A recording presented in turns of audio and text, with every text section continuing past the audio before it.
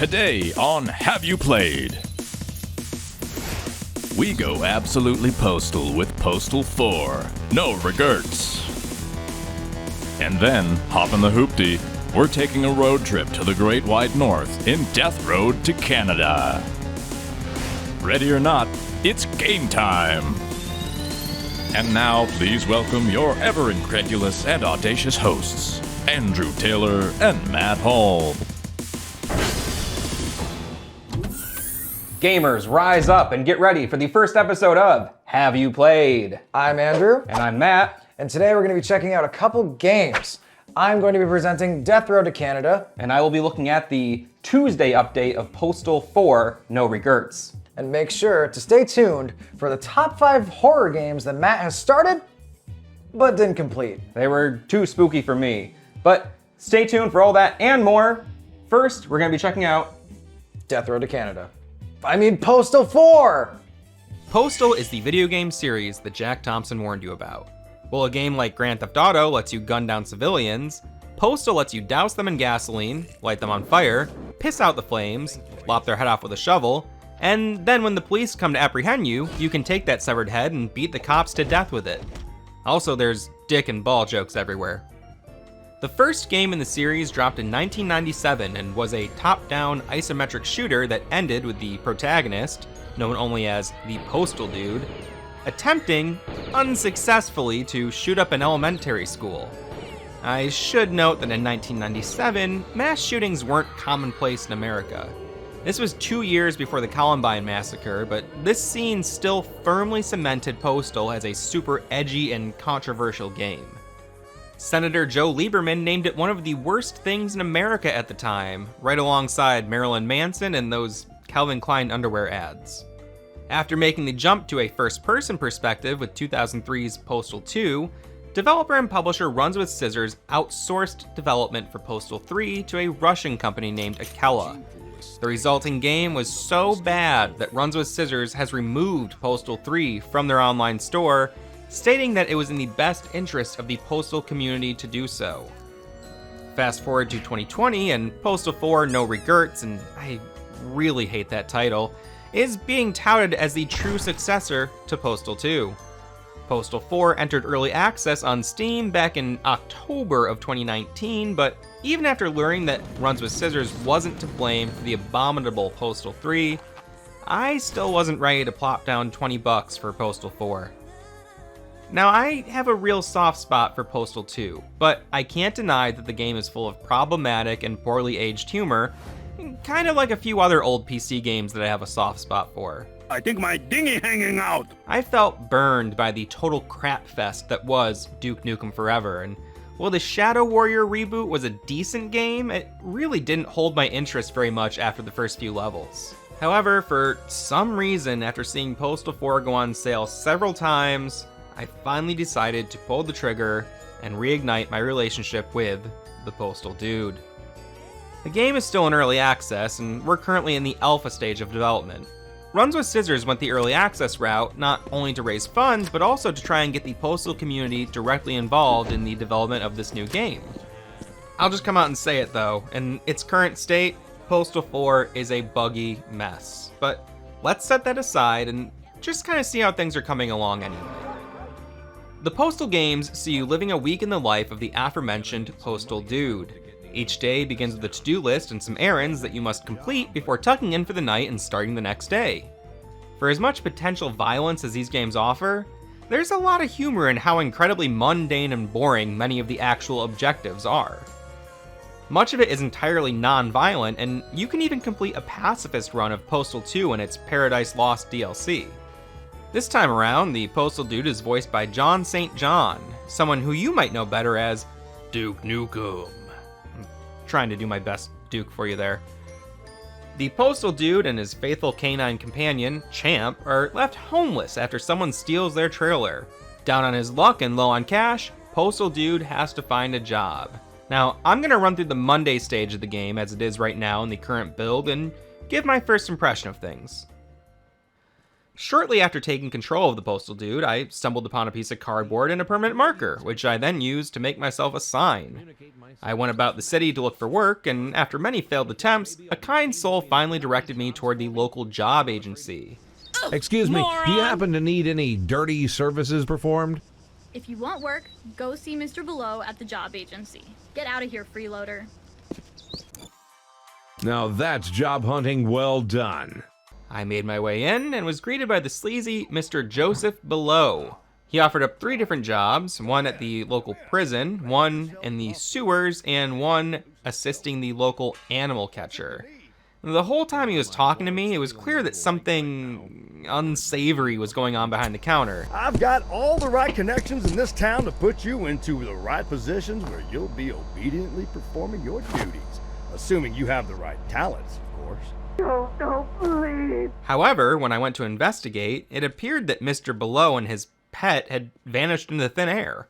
I couldn't even find the door that he came out of when he greeted me, but whatever, let's just get to that first job. The local animal catcher, and I am using air quotes there, is looking for someone to help round up neighborhood dogs and cats. I'll just cut to the chase. This guy lives in a van and eats animals. An absurd premise, but I'll take it. I need to bring him 5 cats and 5 dogs. Now, I happen to have 4 living cats along with 1 dead cat on my person at the time, so I dropped them into the chute and went out to catch those dogs. And if you're wondering why I had cats in my inventory, it's because you can use them as a silencer on your firearm. It's just a postal thing. You can lure a dog by dropping a dog treat in their line of sight, and once they eat it, they will follow you, seemingly indefinitely. But the catch is that you can only lure 1 dog at a time, and even though they all happen to be almost directly in front of the animal catcher's garage, this task is incredibly tedious. You're basically just walking back and forth for 5 minutes, and there really isn't any degree of fun or challenge involved at all. After making sure that Mr. Animal Catcher has had his fill, I head to the sewers to check in on that sub-service sanitation attendant position. I meet the foreman and he sends me out to complete 3 tasks. Change some light bulbs, unclog some pipes, and replace some pump parts. I decide to look for those pipe parts first, but there's platforming in this area that I just don't want to deal with, so I go to unclog some pipes instead. To unclog a pipe, I have to take my shovel and hack at these giant piles of shit until they break down enough to let the water flow through the pipes again. Lucky for me, there's plenty of platforming in this area too, but surprisingly, the controls are decent. I'm really not one for first-person platforming, but this didn't frustrate me at all, and the controls were much tighter than I thought they would be for this early access game. Next up, I go for the light bulbs, and how fucking strong are these rats? Anyway, this section sees you navigating sewer tunnels and moving around crates to block harmful steam sprays or to give yourself a little extra height when you're trying to reach a bulb. I run through this area without much trouble and decide to head back down and get those pipe parts replaced.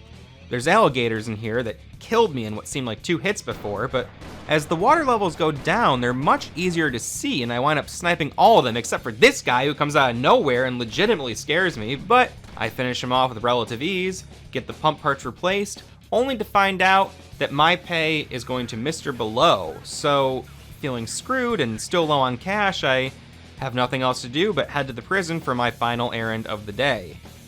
It's around this time that I decide to try the vehicle in the game, and it's also around this time in the review where I realize I'm constantly switching between past and present verb tense, but I didn't really proofread this, so get over it.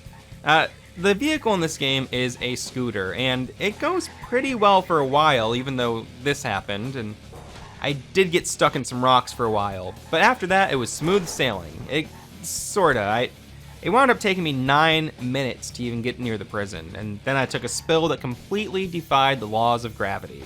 A woman, presumably someone who had paid for Postal 3, decided to take advantage of the situation, causing a gunfight to break out in front of the police station. Somehow I was able to get down, and I just decided to make the rest of the trip on foot. After a quick detour through the police station to stock up on some guns, I finally got to the prison. Turns out a series of cell blocks need to have their security lockdowns manually overridden, meaning that for the first time in the game, I actually get to shoot people without penalty. Aside from a couple gunners up in the catwalks, I barely caught a scratch in this part. but I did have fun with it. I finally got to dip into my arsenal, which, in addition to oddball weapons like the pigeon mine and the makeshift flamethrower, consisted of a pistol, a shotgun, an assault rifle, and my current favorite, the revolver. This thing has a little meter that fills up with every successful shot, allowing you to use the alt fire to target up to 7 headshots in rapid succession. I cleared out the prisoners, was informed again that I was getting screwed on my pay, and somehow teleported to an entirely different room after a loading screen.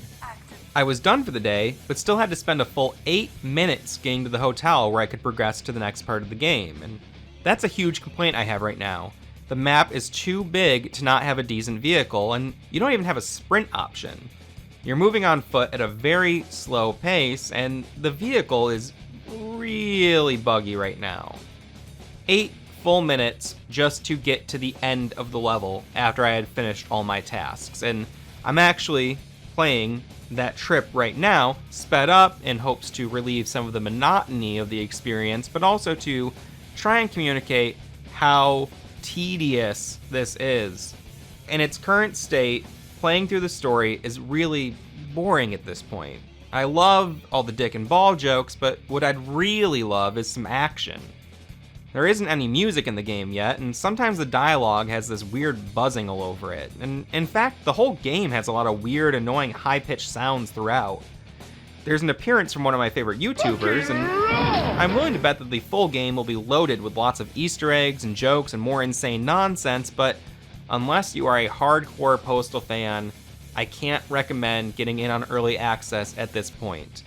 The promise and potential of what Postal 4 could become over time is very exciting to someone who really likes Postal 2, but if you're new to the series, stay away right now, it's just going to turn you off. I would recommend getting Postal 2, get the DLC, see how you like it, and if you become a big fan of Postal, try the early access, why not? Throw them a few bones and support it, but if you're new to the series, it is not a good first introduction. The game really needs a lot more work. All that aside, like I stated at the start of the review, Postal is a series that has long aimed to shock and disgust people. There's a good chance that you're not playing Postal 4 to run errands, you probably just want to fuck shit up. If that's you, you'll be pleased to know that Postal 4 gives you plenty of opportunities to do stuff like this.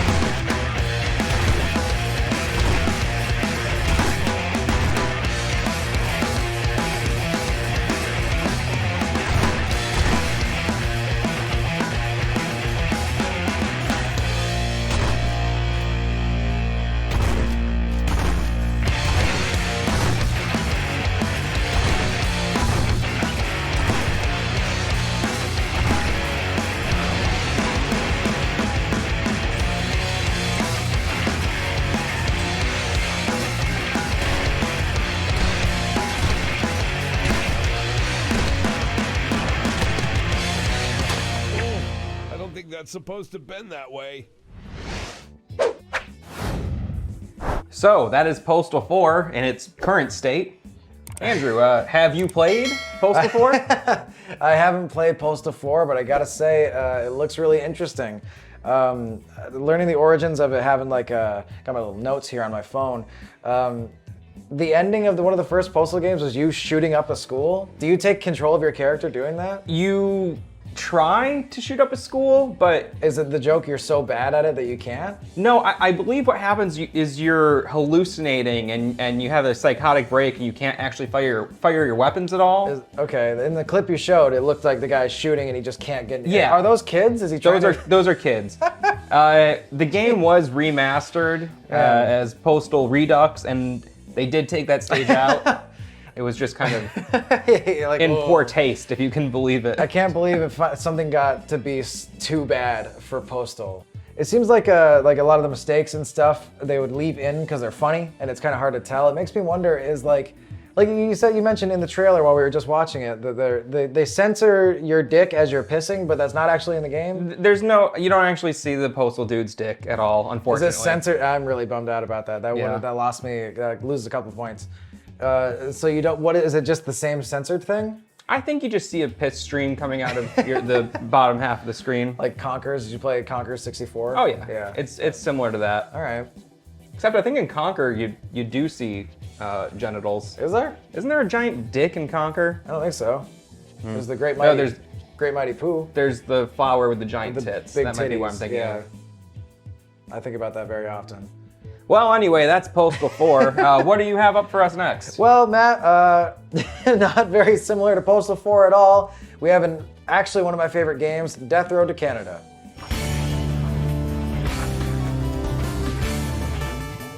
Man, this game feels so huge I don't even know where to begin. Death Road to Canada is a 2016 indie game supported by crowdfunding that comes from Rocket Cat Games and Mad Garden Studios. While this isn't fully accurate, the game has been described as Oregon Trail with zombies. Not to be confused with Oregon Trail, though there are some similarities. Death Road to Canada sets your custom character in beautiful Florida, USA during a zombie apocalypse. You catch wind that Canada is supposedly safe from the zombie scourge and decide to make your way there, as there's nothing to lose in the Sunshine State. Basically, you're tasked with surviving the treacherous 1,500-mile trek north from a Day to Remember's homeland, which can take about 15 days, depending on the difficulty setting. You'll find loot, deal with broken down cars, explore abandoned buildings and cities, meet doggo companions, find some really weird stuff, make some friends along the way, and most importantly, fight for your life against armies of the undead. But Death Road to Canada takes a much more hands-on approach to your survival, as you take control of your character when you stop on your journey to restock on loot. You, that's right, you are in charge of your fate, using weapons you find or buy along the way, be them broken 2x4s or if you're lucky, even chainsaws. As fun and creative as the action can get, Death Road to Canada is just as much, if not more, a strategy and management game. As you progress on the northern path, you will encounter people, and sometimes not people, that you can recruit to join your party of up to 4 zombie slayers. You can control these characters during the on-foot sections, but what's truly frightening is the sections where you can't control them. What really sets the game apart and makes it a lot more interesting and compelling is that every character has their own unique set of stats and skills that comprise their personality, that ultimately dictate their behavior. Each character will also have a trait and perk which you can unlock and upgrade for your own characters. Along the road, you will encounter many events. These events range wildly, and even after all my time with the game, I still ran into new ones.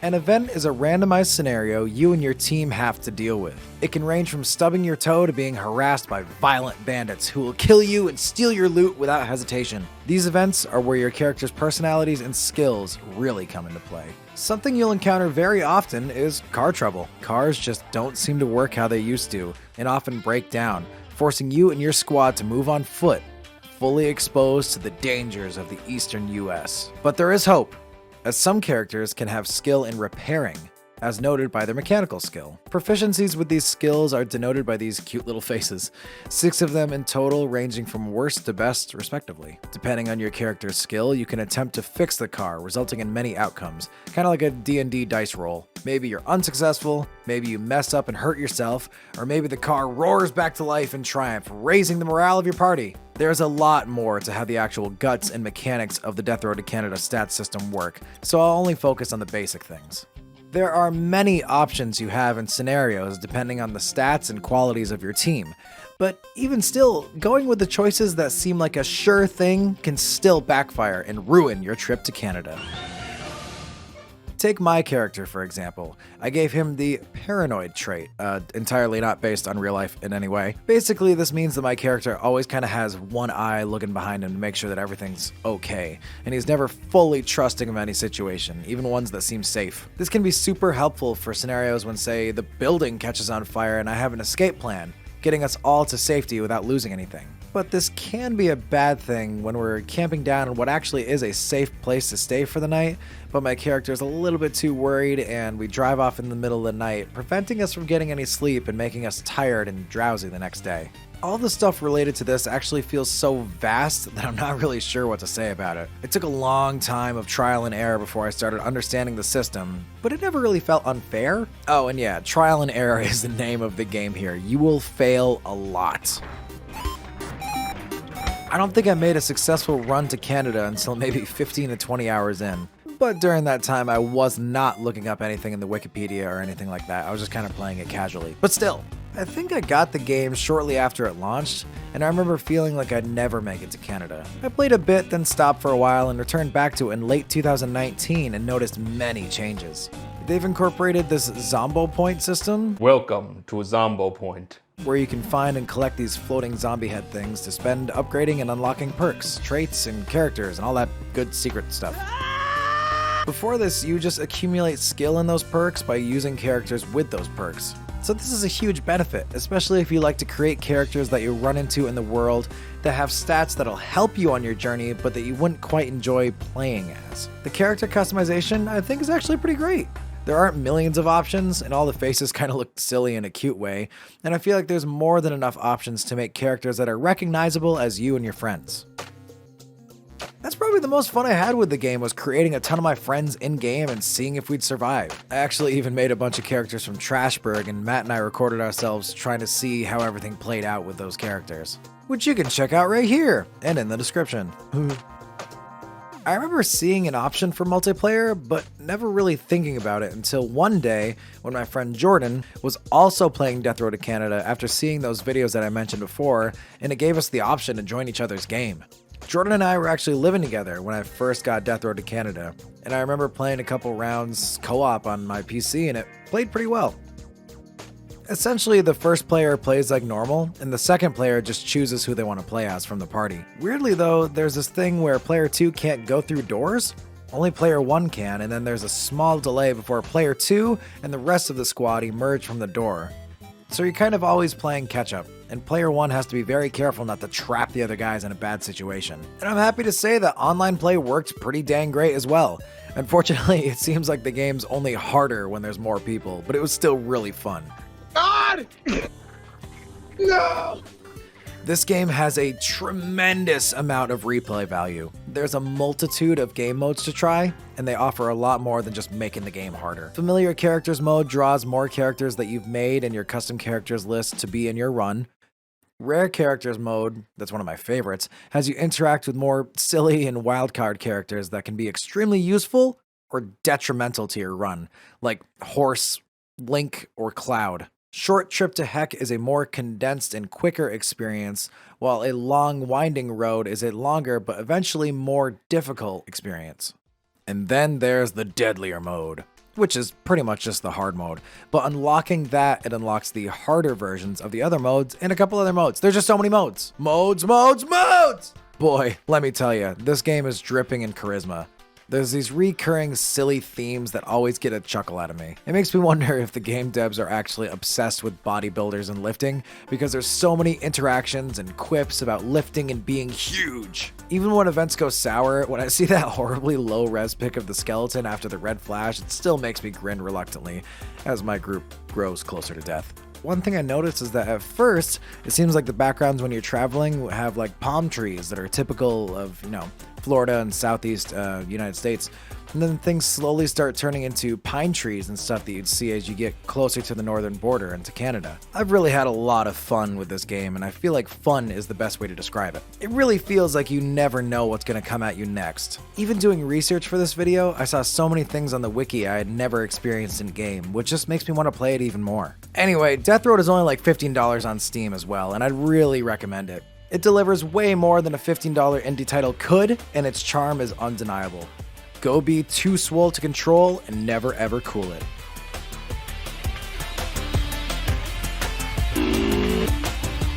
All right, Matt, that was Death Row to Canada, one of my all-time favorite games. Please don't say anything mean about it or I'll take it as a personal offense. So Matt, have you played Death Row to Canada?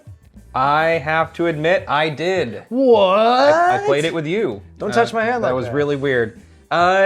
I enjoyed the game. Seeing that review, I noticed a lot of things that totally went over my head the first time. Mostly because playing games with you is not fun, and I just get very stressed out. Yeah, I get it. No, but even things like the landscape changing as you got closer to Canada. That's cool, right? They didn't have to do that. Yeah. Yeah, there's a lot of little, like, it feels like such a small game, but it's actually such a big game. Yeah, it's something I've noticed with a lot of like modern PC, like indie roguelike kind of games where they'll take a relatively simple concept that you can expand on almost infinitely by adding just different variables and factors. So More it's like RNG, yeah. the game is relatively simple. I mean, you drive, you go to a place, you get out, you try to find loot, you kill some zombies, you Stay come alive. back, and you hit scenarios. But like, all those elements can be infinitely complex depending on what happens. One thing I want to ask was, how is Link and Cloud in the game? I think the short answer is they just do it. Okay. And they have mechanics that are appropriate to them, and sometimes they have little story arcs where, like, the more you use them, if you raise up as like Cloud was really weak when you first get him, but if you use him a lot, his strength will increase, and you can also like bring it to a trainer and stuff, which like makes him incredibly, like, his ceiling of strength is way higher, but he starts lower than most people. So it was really cool. It's like a bunch of mini games and things that they added in. It's hard for me to think of Cloud without picturing the old Final Fantasy VII magazine ads where they showed his tight little ass. Do you know? Is that like the cover of the game where he has the Buster Sword and he's looking up at the It could city be. or whatever? All right. I just remember those cheeks were very well rendered for a game character at the time. But yeah, it is just like your character. You don't get armor or anything. You get different weapons, but the animation is just you hop up and down as a 2D character, as a 2D image, and your weapons are just on like a pivot. You know what I mean? They just do this.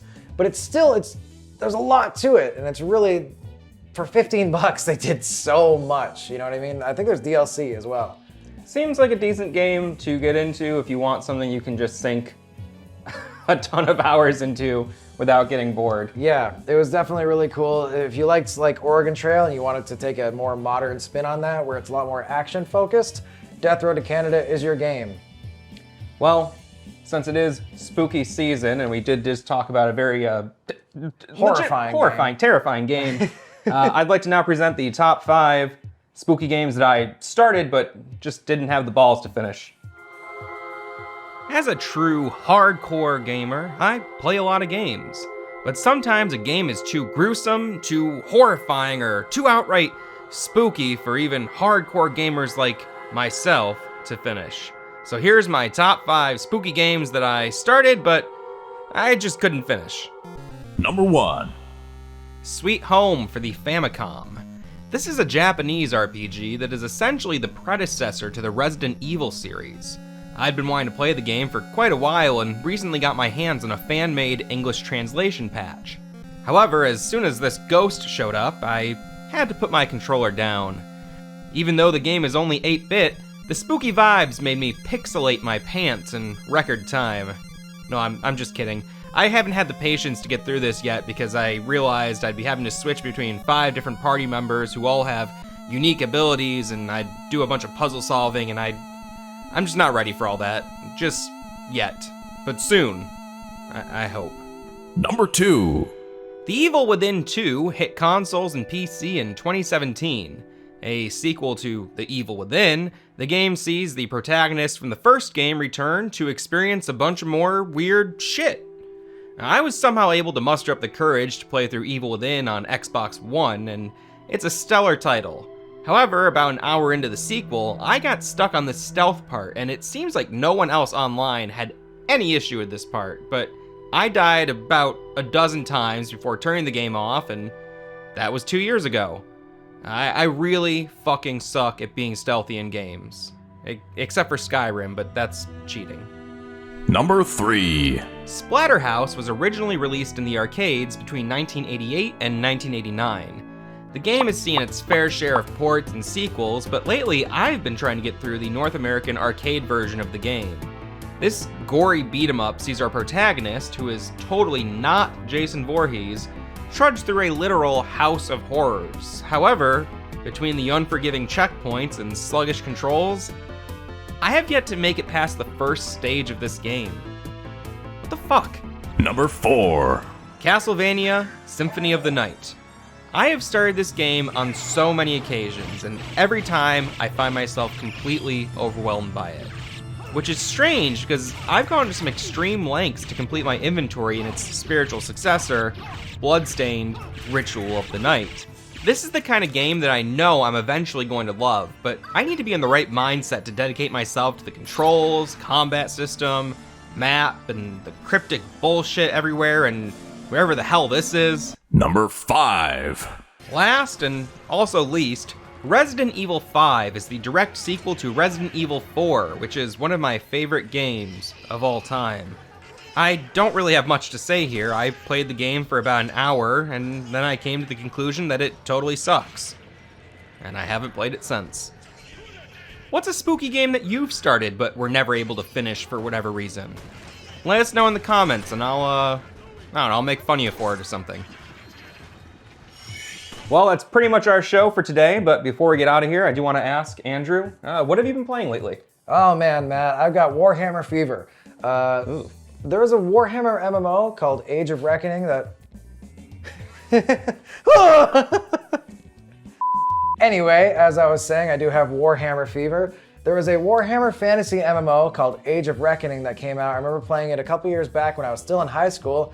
I enjoyed it a lot, but it kind of saw the end of its days and the servers were shut down. But in 2018, I'm actually 2 years late to the party, I'm pretty sure, some gamers and developers got together and they are hosting a server where you can play the game again. It's called Return of Reckoning. If you want to give it a shot, just go to that website. It's totally free, no subscription, and it's pretty good, you know what I mean? For people that are doing it for free, I don't even think they're accepting donations. It runs really well and I'm having a really good time with it. And I'll present you the same question, Matt. What have you been playing recently? I have been getting into mobile gaming for the first time ever. Fake gamer! That's how I felt, but I said it's been long enough that I think there's gotta be some good mobile games out there at this point. There are. So I have been playing a bit of the mobile version of Stardew Valley. Okay. Which translates really well. It seems like that would mobile. be. Yeah. But what I've been playing a lot of is South Park Phone Destroyer, which is is that good? I've never really, aside from barring the South Park N64 games, which are kind of hit or miss, seems like every other South Park game, they've taken it really seriously and they've been pretty good games. Is that the same case for the mobile one? They had bad experiences, so they didn't want to make shitty games anymore after the old ones. So which I still enjoy playing, but they're just not the best games. Yeah, but I love the South Park RPGs. And this is also published by The Stick of Truth and the Fractured Butthole. Yes. Really, really good games. This is not as in-depth as those games, but it's basically a deck, like a card builder kind of game. So there's PvP battles as well as a single player mode, and you go through, lay your cards out, and every time you play a card, it has a timer. Okay. Once the timer clears out, card goes back into the bottom of your deck. And you're just you're building a party. It's like an RPG battler kind of thing. Cool, so it's similar to Hearthstone or Yu-Gi-Oh! Or Pokemon back in the day? It reminds me a lot of playing Pokemon. Or Magic. I haven't played any other card games. Well, I played some Magic. It's very similar to all those games, except there's a visual element. Cool. And it's full of piss and shit jokes, like everything else we covered today. Yeah. And the thing I like the best about it is there's no ads. Really? Was it a free game? It's a free game. There are shit. optional ads. You can sometimes watch ads for an extra boost. Okay. But they have timeouts between the sessions where you can actually watch ads. But you can only do that once or twice a day. You can't just watch ads all the time. So it's like a surprisingly responsible mobile game. It kind of de-incentivizes being addicted to it. Cool. That's great. Yeah, really good game, and it's free. Well, I'm happy that you shared with me what you've been playing, Matt, and I'd love to know from you, the audience, the gamers. What have you guys been playing? Let us know in the comments. Have a suggestion for a new game you'd like us to give a shot or have you played? Put it down in the comments. Thanks for watching. Goodbye. Goodbye. Today on Have You Played? Get ready to swing your hammer, your war hammer that is, with Warhammer 40,000 Space Marine. And get your blades sharpened as we dive headfirst into Katana Zero. Slice! Ready or not, it's game time! And now welcome two men who haven't seen the light of day in months, Andrew Taylor and Matt Hall. Mystical Gamer greetings, gamers, and welcome to another episode of Have You Played? I'm Andrew. And I'm Matt, and today we're going to be looking at two games. We've got Katana Zero and Warhammer Space Marine. And without any further ado, here's my review of Warhammer 40k Space Marine. 40k, yes. In the grim darkness of the far future, there is only war. But in the grim darkness of the short past, in 2011, there was Warhammer 40k Space Marine. Space Marine was developed by Relic Entertainment, known for their RTS games and Company of Heroes. Okay, before we go any further, the Warhammer 40k universe is extremely vast and fleshed out with immense detail, so despite being a fan for a few years now, there's a chance I'll get some of the details wrong. Please let me know of any corrections in the comments. Anyway, Space Marine is a badass journey through space, giving you a first-hand experience as a genetically modified 7-foot-tall super soldier, ripping apart all manner of enemies to mankind, be they Xenos, heretics, or demons. The story is one of annihilation, deception, and triumph in the wake of certain defeat. The combat is what I believe to be one of, if not the best blends of shooting and melee gameplay, which I think very accurately depicts just how the Space Marines actually get the job done. In the campaign mode, you take on the role of Captain Titus, a veteran of the Ultramarines chapter for over 150 years. Yeah, this dude is 175 years old. He also remarkably sounds like the old Unsolved Mysteries narrator guy. Do you guys hear it too? Sedona's picked up local Imperial Guard communications. Join me. Perhaps you may be able to help solve a mystery. Titus and his battle brother Sergeant Sedonis are deployed to Graia, an Imperial Forge world that is being invaded by Orc forces. They can't make their landing as planned. The Orcs have control over the planetary defense systems, so Titus goes full Halo 2 and dives right onto an Orc ship.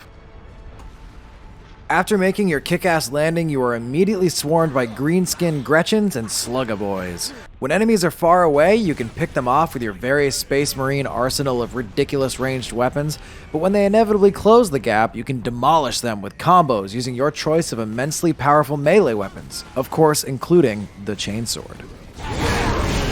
This makes the gameplay feel like a combination of Gears of War with its slower, heavier third-person camera and dodge rolls, and God of War with its engaging melee battles and how each weapon has different unique combos to master.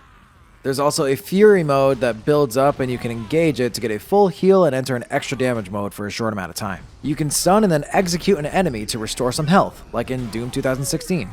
And man, are these slowed down executions fun to watch and totally brutal. This allows for many, many ways to approach battles. My only question is, how does Titus reload the bolt pistol with just one hand? I have to say, for a game that came out on the 360, I do still think it looks pretty good. Playing in 1080 with everything cranked, it maintained a consistent frame rate and ran very smoothly. I noticed some really cool things like dynamic blood splatter on armor, but I thought the facial animations were just a tad stiff. Stand fast, Ultramarines.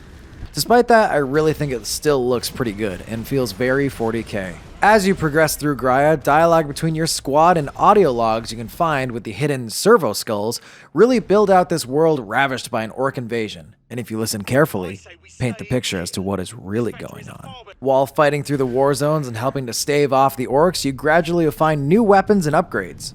You will find drop pods with new weapons and purity seals that have different beneficial effects. Eventually you do get the jetpack, and my god, is it a blast to fly up into the air and slam into a group of enemies with your giant hammer. This is what Space Marine is all about. I also thought it was a really cool touch that the soldiers react to Ultramarines realistically. They salute you as you pass by, and some react as if they're meeting their favorite celebrity, which is realistic to the canon. You have saved us. Also, apparently some people pronounce the word lieutenant as lieutenant. Initially I thought it was just a Warhammer thing, but no, I guess that's just how some people pronounce it. We would be, my lord, if not for the lieutenant. The stuff of chaos. Shut the fuck up, Leandros! I do have some minor complaints, like some parts seem to drag on a bit, some story parts can feel sudden, and some other extremely minor things, but I think all of those things would have been remedied in a sequel. The tragic thing about Space Marine is that I feel it set the stage for what could have been a really awesome franchise, but as far as we know, there is no sequel in the making. Even worse, it ends on a cliffhanger. I was surprised to find out that there's still an active multiplayer community, and the customizability of your multiplayer character is in-depth and really fun to play, reminiscent of creating your own armies in Warhammer 40k tabletop. I think Space Marine is a must-play if you're a 40k fan, and even if you're not, I really think you should give it a shot.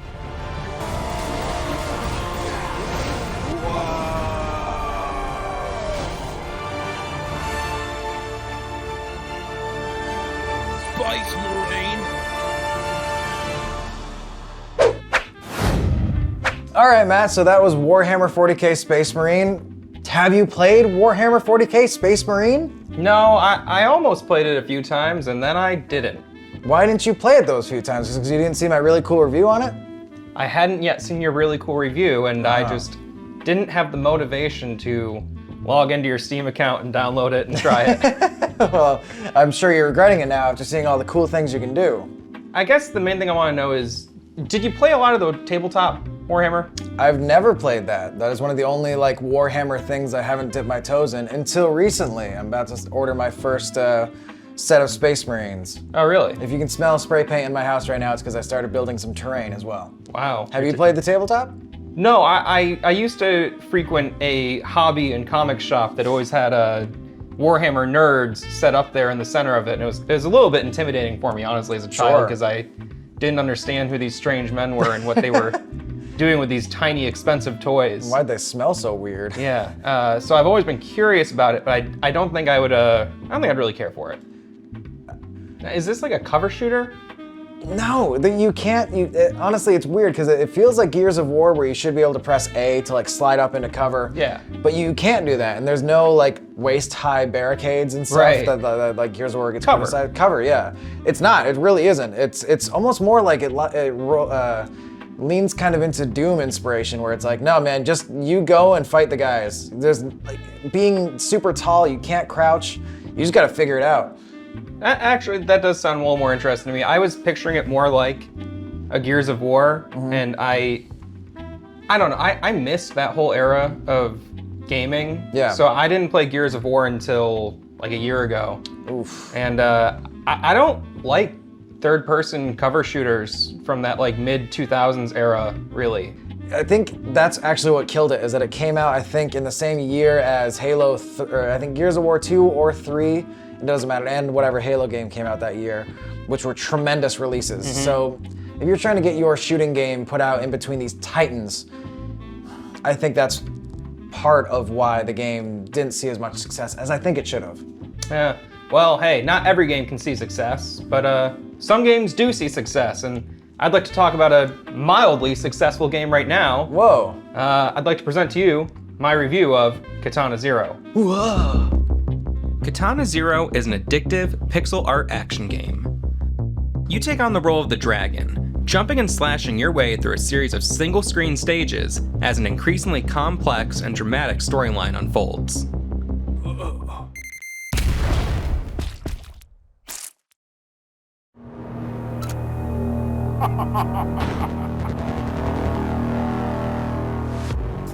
The game takes place over a number of days, and each day, the dragon is given a new target to assassinate, along with certain objectives they are asked to meet.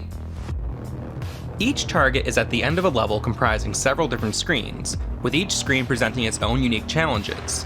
The dragon is only able to take one hit, and on top of that, each screen has a timer ticking down. This compels you to complete each screen with maximum efficiency. The game has a very rich and distinct style, and while playing it did conjure up a number of possible influences like elevator action returns, Super Meat Boy, or even the time manipulation mechanics of a game like Super Hot, I have to believe that the developers took more than a few notes from 2012's Hotline Miami.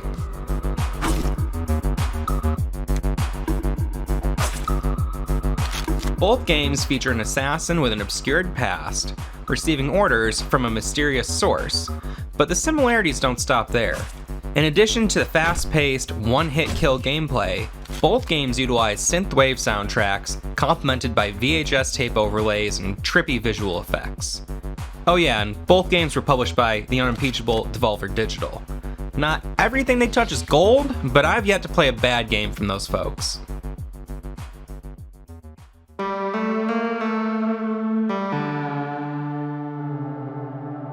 Despite these many similarities, Katana Zero stands entirely on its own as a great game. The story, which I'll do my best not to spoil, is very engaging, and the gameplay is tight and responsive. It's so satisfying to make a plan of attack and then successfully execute it.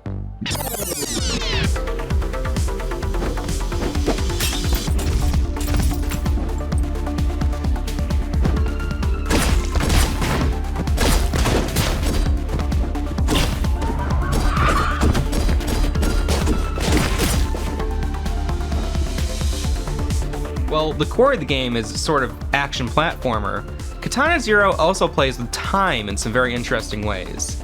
You have the power to slow down time on command, which is represented by this little meter on the top left portion of the screen.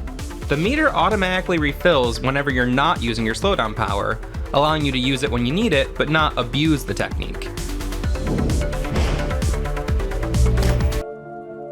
Time is also an important part of the segments that come in between missions.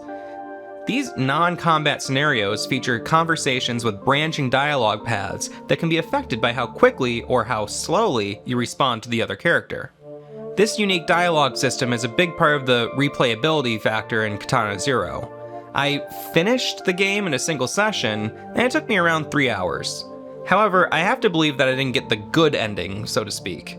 By the time the credits rolled, I had more questions than when I started, and I definitely plan on diving back in to learn more and to see how different choices throughout the game will change my experience.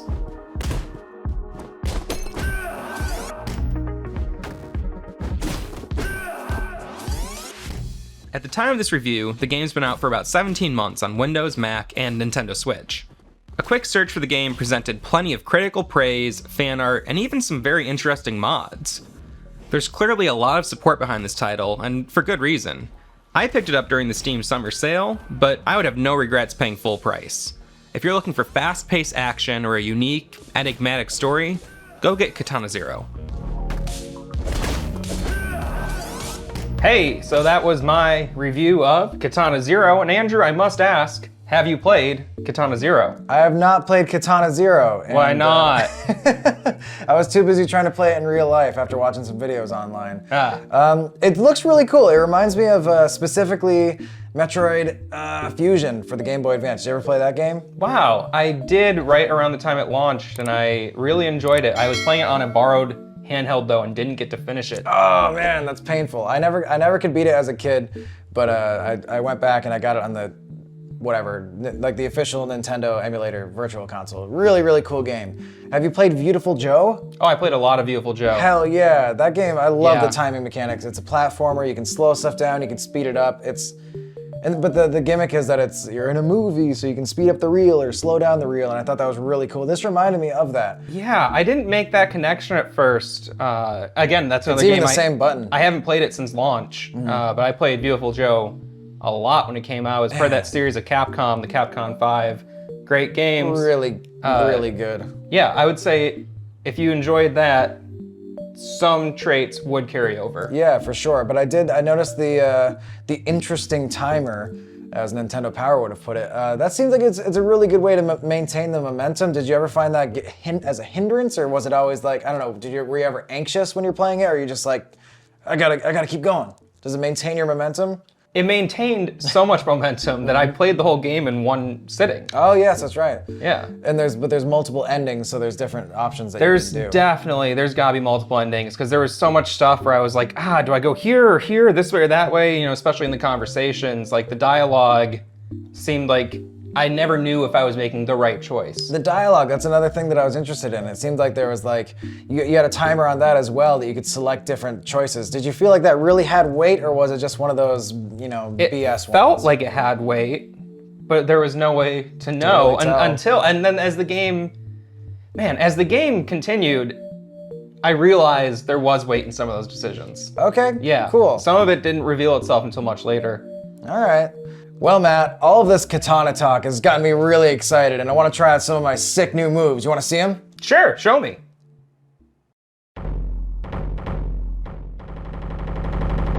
While you were vaping, I studied the blade.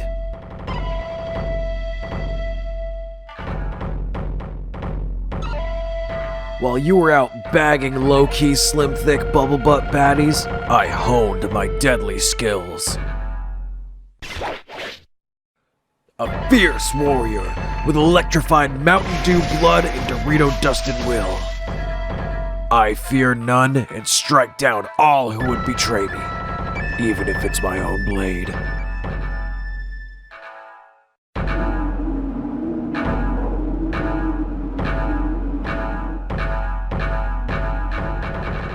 Wow. Gotta say, pretty amazing katana skills there. You know, thanks, Matt. Your encouragement has really motivated me to sharpen up the blade and sharpen up my skills. But I'd like to ask you, what have you been playing recently? Me? Well, as of late, I've been playing a lot, and I mean a lot. I think I had like a 9-hour session the other day. Oh my god. I've been playing a lot of God of War for the PS4. God of War for the PS4? Yes, I started it maybe 7 months ago, which is a trend for me. I'll start a game, Come back. put it down for a year or half a year, then come back and go, you know what? That first hour was so good, I'm ready to finish it. I'm finally ready. Yeah. But Matt, have you played the original God of War series up to this point? You know, I've dabbled in all those games a little bit. You know, like I said, Don't you have to play those to understand the story of this one? You know, you don't really have to. It's not really a reboot, but it is sort of, all right, here's decades later, he's living a different life. It's kind of very separated from the events of those old games. It's even set more in Norse mythology than Greek mythology. Does that feel silly? How do you get from those two places? By boat mostly is how he traveled in the game. That's how he did it? Okay. It looks really cool. It looks like a kick-butt game. Yeah, I would sometimes be at someone's house where they had a Xbox 360. I don't even know what the fuck console those games came out on. God of War? Yeah. They're just PlayStation. Oh, it was it's been a Sony PlayStation. All right. exclusive. So I've dabbled in those games. I never really liked them. It always kind of felt like a modern interpretation of side-scrolling beat-em-ups that I was just kind of inundated with as a kid. You know, there was every shitty game was a side-scrolling beat-em-up. Yeah. Or a shitty tournament fighter. You know, I'm glad you say that because a couple years ago I did purchase. I never owned a Sony console until I was like 23, a couple years ago. I purchased a PS2 at a flea market. I got all the God of War games up until that point for the PlayStation, and with the intent of playing through them and starting to play this current God of War, which I think is just called God of War again. It's just right? God of War again. Which should be the fourth one. Anyway, but I played through the first one and I was like, it just didn't grip me. I thought it was good, and I think, but it was really probably also good for the time. Yeah. But it seemed difficult and I kind of fell off. But if you're saying that you can just jump into this new one, I might try it out. It looks really cool. Strongly recommend it. It feels like a great realization of a modern game. Well, do you want to know what I've been playing recently? I'd like to ask, Andrew, what have you been playing lately? Well, Matt, right here at my gaming battle station, as I said at the end of the first episode, the last episode, which you can check out, I have Warhammer fever. In addition to getting the tabletop figures and beginning to paint them and everything, I've been playing tons of Warhammer games.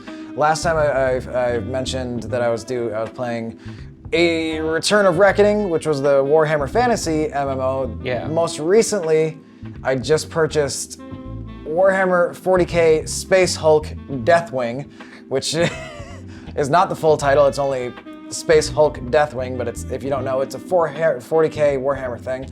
I've only played it a little bit. It's similar to Vermintide. I've been playing that too. Vermintide, which is Warhammer Fantasy, which is just like a Warhammer version of Left 4 Dead. Space Hulk is a Warhammer 40k version of Left 4 Dead with a lot of differences. And I just started playing it a couple nights ago, but it seems really cool. It seems like you take control of a Terminator squad, which I hate to say it, but if you're like, what's a Terminator in 40k? It's pretty much a Terminator from the movies. They're super tank guys. everyone you can play as is in this big, huge armor. Imagine, if the armor that a regular Space Marine wears to a human, that's what a Terminator armor is to a Space Marine. You know what I mean? It's like you're in this even bigger power armor, and you kind of have to move a little bit more slower and clunkier. You have like a stamina bar for running and stuff, but you can use extremely heavy weapons like actual Gatling guns and stuff just on your person, and it's pretty dang cool, and I'm having a good time with it. Wow, sounds like Warhammer Fever isn't as detrimental to your health as it sounds. It's been really great. Well, glad to know it's been great for you. What's been great for you, the viewer? Let us know in the comments what you've been playing lately, and if there's any games you want us to check out. If you want to ask us, have you played, whatever weird Japanese visual novel, Elite Beat Agents porn kind of stuff you're into, hey, we'll give it a shot. And in the meantime, we'll be back to playing some games and saying goodbye to you now. So long, forever. Goodbye. This is the last episode. It's already over. We can only make 2. Oh no. Today on Have You Played? It's the obligatory year-end best list episode. That's right, we're going over Hidden Machine's best and worst games played in 2020.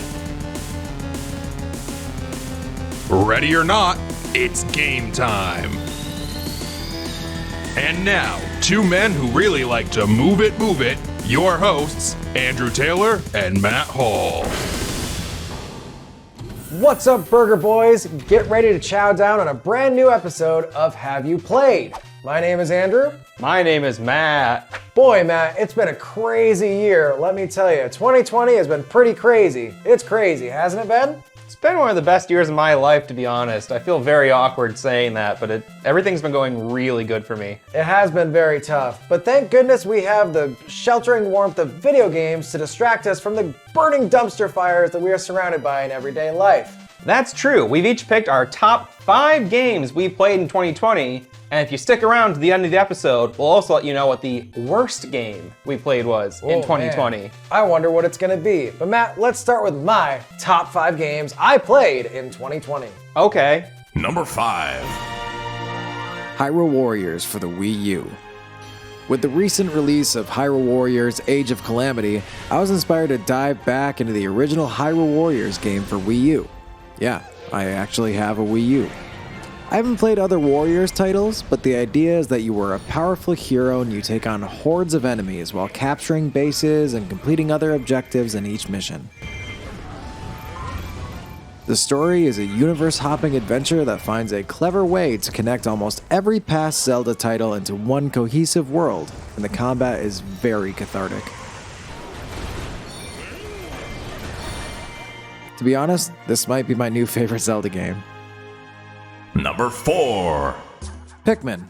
Pikmin was such a little joy to play this year. It's a story of a man crash-landed on a mysterious planet, and with limited resources, he must use the help of these obedient plant-like creatures to find the parts of a ship and repair it. It's incredibly atmospheric, funny, and even kind of ominous. The levels are creative and very well thought out, and even as somebody that doesn't really play a lot of games that are similar to Pikmin, I really could not put it down. Wow, those games look terrible. They're 2 really good games that I played this year, Matt. Well, I don't believe you at all, but let's see if you can change my mind with number 3. Number 3. Warhammer 40k Dawn of War. War. Dawn of War was a really fun jump back in time for me this year. Taking many cues from Warcraft and similar RTS games, Dawn of War adds its own 40k flavoring into an enormous game. With multiple factions to control, online multiplayer, tons of DLC, and customizable armies, there's tons of war to be had. Each faction plays exactly how they are depicted in the 40k lore, which, if you're not familiar, is totally insane, and I loved every minute of it. We's all gonna die! Number 2. Killing Floor 2. What a sequel! Fans of the original Killing Floor, which had some criticisms of being a, quote, just another zombie killing game, were blown away by this new entry. The graphics received an immense overhaul. There's new characters with new costumes. There's a plethora of new weapons and maps. Perk classes are well designed and fun to play and level up, and it's such a good zombie killing time. This has become my go-to zombie killing title. One thing I'm really thankful for is that despite it being a team-focused game, playing solo is definitely viable and fun. The difficulty scales very well, and the different perks and party configurations really create for an interesting and always new gameplay experience. My two favorite perks are the Medic Healer perk, where you shoot healing darts at your friends, just like in real life, and the Berserker melee class that is incredibly nuanced and engaging. Usually melee in these games is just a button you can hit if you're out of ammo, but in Killing Floor 2, it's a full-fledged combat system with blocking, dodging, parrying, and tons of cool weapons to take the baddies out with. The game is still receiving big updates and new content regularly, so I'd highly recommend you go check it out. What a great list. 4 games that you played in 2020 that you think are some of the best. Before we hear your number one pick, I have to ask, do you have any honorable mentions? I have a couple honorable mentions. I'd like to mention Mother Russia Bleeds, which is something that you and I played together on the channel. That game rips. It was so good that we actually played all the way through it. Warhammer Vermintide 2, which just got a huge update, super awesome. The Mega Man Zero collection that we haven't talked about in the show just yet. And The Binding of Isaac, which is another show, game show, which is a game show that we played on the show. And there's probably a good 76 Binding of Isaac videos on the channel if you go back. So you can go check those out after you listen to my number one game of 20 that I played in 2020. Number one game Andrew played in 2020. Number 1. Deep Rock Galactic. I do not know where to begin with this game. Deep Rock blends first-person survival, exploration, resource mining, party dynamics, problem solving, treasure finding, beer drinking, combat, tower defense, RPG leveling, gear upgrades, and so much more in this roguelike, addictive, never-ending behemoth of a game. I really love fantasy dwarves, especially when they're more than just like the beer drinking buffoons, but also when they're the beer drinking buffoons. So it's really like the devs scanned my brain and created the perfect game for me. Basically, you choose one of multiple customizable classes of Space Dwarf to be sent solo or with a group of friends deep into the depths of a distant planet to mine for resources. Oh, but it's not quite that simple. Each class has their own specific benefits and abilities that play well in a group, yet forces you to be creative in your approach solo, which I love so much. Once on the planet, you will mine for specific elements outlined in the mission, but you will also find additional elements like gold and others that you can use for upgrades. Unfortunately, like I said, it's easier said than done, because these planets, while being filled with harmful obstacles like lava and radiation, are also inhabited by native alien bug creatures that you will have to fight off using your arsenal of dwarfy weaponry. Cannons, shotguns, lasers, machine guns, they have it all. Once you have the required amount of resources mined, you call for evac and must race back to your ship to be extracted, and if you miss the boat, it's over. There's so much to cover in this game. It's so enormous with its crafting and customization, there's just so much to love. On a side note, I found this game right when lockdowns began and things were starting to change, and it was really nice to be able to just focus on swinging my pickaxe, smashing aliens, and drinking the finest dwarven ale. Deep Rock Galactic has become one of my favorite games of all time, and is being updated and improved rapidly. I literally can't even keep up with it. Please go check it out, rock and stone. Wow. Deep Rock Galactic. I have not played this game still. I keep thinking about trying it, but then I just don't. Did you have any questions? What do you want to know about Deep Rock Galactic? Because I know. Well, probably. Is it scary? It's very scary. I have a big fear of being caught in a cave. Have you been in a cave in real life? I've never been in a real cave. I've been in several caves and caverns. I don't really know the difference. Maybe they're the same thing. I don't know. I don't know if there's like a size classification. Probably is. We should look it up. But I've always had a fear of being stuck in a cave, and the idea of being on a mining expedition is legitimately terrifying to me. I think that's part of the appeal of Deep Rock Galactic. I spent most of my time playing solo, which is very odd. Like most people, it's intended to be played. I don't know. I would say it's intended to be played with a group because the group dynamics, each character does bring something else to the table. But they really optimize it that playing solo is totally workable. Everything scales and it works really well. And yeah, that kind of isolation of being alone in a cave with just monsters and your like 2 robot companions is very compelling. And there are moments where I went like, look, when I didn't realize there was creeps coming up behind me. But it's just so good.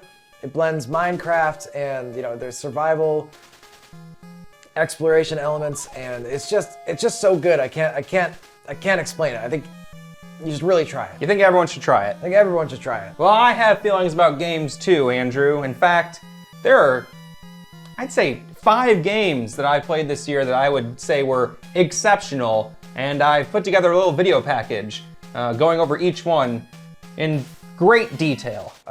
Well, we already did mine, so. All right, so let's check out my list. Here's my top 5 picks of games I played in 2020. If we have to look at that. We do. Number 5. I had really high hopes for this latest entry in the Tony Hawk series. I wound up pre-ordering the game, which came with a very brief demo, and I played the hell out of that demo. Back on the N64, I put in more hours than I could ever count on the original Tony Hawk 1 and 2. This remake does a great job of capturing what worked about the original, tweaking it ever so slightly, and presenting it to a whole new generation of gamers. The most crucial thing for me here is that they got the controls just right. The original Tony Hawk games were very easy to pick up and play, and they were just a blast. I have a friend who played a lot of Tony Hawk 2 when it first came out, but hasn't really played video games much since that time. He was able to pick up the controller and immediately start racking up insane combos. It was like riding a bike. The controls just came right back to him immediately, effortlessly. That should be a testament to how well they nailed the controls on this remake. There's a bunch of little details and Easter eggs and quality of life improvements made, but the point is the game is just fun to play. There's a lot of games like The Witcher 3 or Red Dead 2 that are awesome games, but they take a pretty big investment to get anything out of. That's why I really appreciate where I can find a game like this Tony Hawk remake where I can play it for 5 minutes and still have a great time. That's a rare quality these days, and that's a big reason why it wound up on my list for 2020. Number 4. In many ways, this is a perfect game for me. Relatively short, at least by today's standards, with intuitive, unique mechanics, a fully realized atmosphere and visual style, and an engaging, well-paced story. You play as a monster who's making their way through some sort of military research facility. As you progress, you become larger and stronger, and your abilities begin to expand. I'm really picky when it comes to Metroidvania-type games, but exploring this world and even retreading old areas never felt boring or frustrating to me. Throughout the game, you encounter flashback sequences that play a little bit like Flashback. Everything about this game feels well-rounded and polished. If the premise of becoming an amorphous, all-powerful, flesh-devouring monster interests you in any way, pick up Carrion. Wow. You know, Matt, I remember playing that game as a kid, but I don't remember Tony Hawk looking like a giant red monster. Well, no, memory can be very faulty sometimes. Anyway, let's carry on my list with number 3. Number 3. I picked up Hades while it was still in early access. Even at that point, I couldn't believe how in-depth the game was. There were so many different items, enemies, characters, playstyles, storylines, secrets, and more that I just couldn't believe the game wasn't even finished yet. Hades is winding up on a lot of best of 2020 lists for a reason. I think it can be really common for a procedurally generated roguelite kind of game to half-ass things a little bit. But there's so much attention to detail and so much care put into every aspect of Hades. The love that the creators put into it really shows. It's obviously a game that looks great, but it's also a game that plays great. There's a diverse selection of weapons, each one suited to a different style of play, and every one feels fine-tuned and well-balanced. Whether it's uncovering secrets, unlocking new items, weapons, and areas, or just trying out the different challenges in the game, there are so many different things to bring you back to Hades time and time again. This game rules, and there's also a really great documentary series over on NoClip that covers its entire development and release. Go check it out, and go pick up Hades. Number 2. What can I even say about Doom Eternal that hasn't already been said? This game is so intense. It commands a certain style of play from you, and as soon as you get into that rhythm, Everything just flows. Any of the minor complaints I had about Doom 2016 have totally been addressed here. There were several times late in the campaign where I'd finish a level and realize that I was tensing up and holding my breath, and I would have to go and take a walk and cool down before going back in to finish the game. I know how stupid that sounds, but the game is really that intense. The concept of hell coming to Earth that was visited in the original Doom 2 is completely realized here, and everything just looks so good. I can't say enough how much I enjoyed playing through this game. If you like shooters at all, Doom Eternal is a must-play. You know, Matt, I've noticed a trend in these games that you've been playing where you're trying to escape from hell and make amends for things that you've done in the past. I was wondering, is there something that you regret doing in your past that you're trying to get over? You know, instead of answering that question, I'd like to talk about my honorable mentions. Ooh, what are they?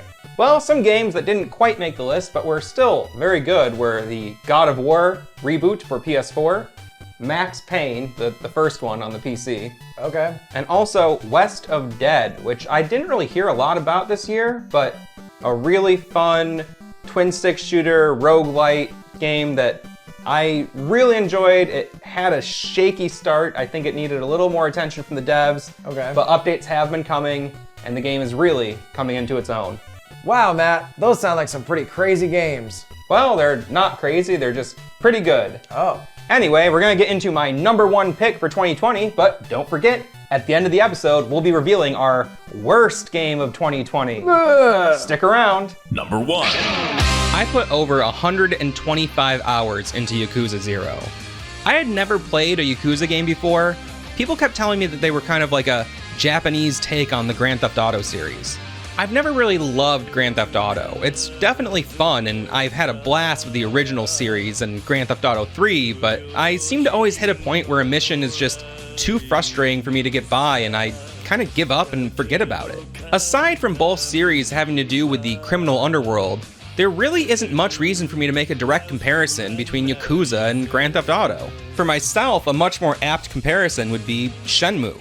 Just imagine Shenmue with combat that actually works and a greatly expanded world to explore. I could not believe how in-depth this game became. Things that appeared as simple as a quick minigame would often develop into full quest lines with unique characters, scenarios, game mechanics, and secrets to explore. The main campaign is a masterfully told story. I couldn't believe how invested I was in the characters and what was going on with them.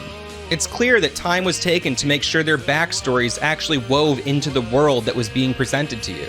Their decisions and motivations, if sometimes unpredictable, still felt very honest and just, again, well written. This game is a great story. But beyond that, the game is tons of fun. There are so many different side quests, and most of them bring you to unique locations with unique characters, unique animations, and often feature game mechanics that are unique to that side mission. There's so many things I want to share about this game, but I don't even know where to start. Again, I put over 125 hours into it. There is a lot of content here. Some of it is so funny, like one of the funniest games I've ever played. However, it also gets so brutally intense and emotional that it's one of the most heart-wrenching games I've ever played. If I had to make any kind of complaint about this game, I would say that at times the combat can feel a bit boring. However, there are several different unique fighting styles to choose from, and you can change styles on the fly. Each one plays very differently, so if you get bored with one, just switch it up and try another. There is so much to discover in this game. Even after 125 hours, there was still areas of the game I had not fully completed or explored. I want to give a huge in-depth analysis of this game, but this really isn't the time or place to do that. All I can say is please, go play Yakuza 0. You can find it on almost any modern platform for $20, and I've seen it on sale for as low as $5 recently. There is really just so much to love about this title. Go, give it a shot. Well, Matt, I gotta say, game about being in the mafia and doing underground crime stuff and coming out of hell. Are you sure everything's okay? Yes, I have nothing I'm trying to hide or escape from. And you know, what I'd really like to talk about instead of whatever you're trying to bring up is our worst pick for 2020. What was the worst game Hidden Machine played in this whole ass year? The worst game that we played in this entire year. We played a lot of games, Matt. We did play a lot of games. And I think we have a unified vision as to which one was the worst. Should we say it at the count of 3? Let's do it at the count of 3. So, on 3 or after 3? We'll do it after 3. 1, 2, 3. Haunted Castle. Mansion. Shit.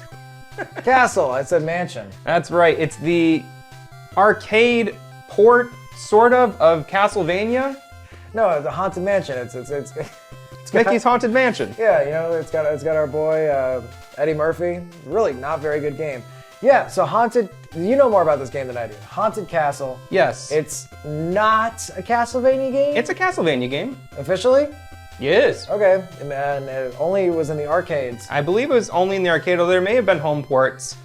We played a port of the arcade version on the Castlevania collection for Xbox One X, and it was really bad. Really bad. Like all the things like the people are critical of Castle, of say the first Castlevania, where the stiff controls and the difficulty, all of that was present, but not presented in a way that didn't feel like it was just designed to make you die to eat your quarters. It was extremely cheap, extremely hard to control, and the only thing I can say is the intro cinematic was hilarious. It was very funny.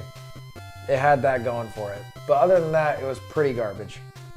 Anyway, Andrew, I have to ask you, what have you been playing lately? Well, you know, I kind of jumped on the hype train and I've been playing Cyberpunk 2077. I have also been playing a lot of Cyberpunk 2077. Really? You know, I've been seeing that a lot of people are saying they have a lot of like glitches and issues with the game and bugs. Have you been seeing any? I keep reading about a lot of really weird bugs, but I haven't had any at all. No, mine's been flawless. It's been a really good experience so far. Keanu Reeves. Pretty cool. Yeah. So, yeah, I don't know. It's been a pretty good game so far. Pretty good game, but no bugs. I don't know. No, been real good for me. Pretty weird that everyone else is having a weird time with that game, but it's good for me. Good for me too.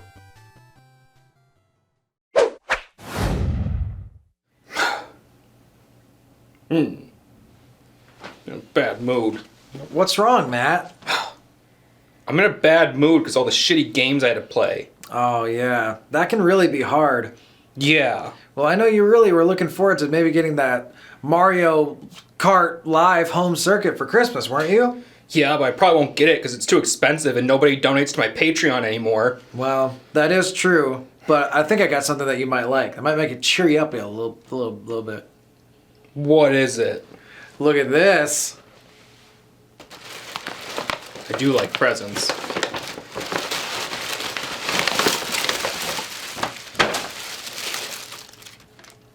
What the fuck is this? It's the Mario Kart Live home circuit. Is it? Yeah, it's really awesome. We should go give it a shot right now. Okay. Come on, let's go. That's right, Matt. I made this whole circuit just for you. You can go around in circles as many times as you want. Okay, I guess.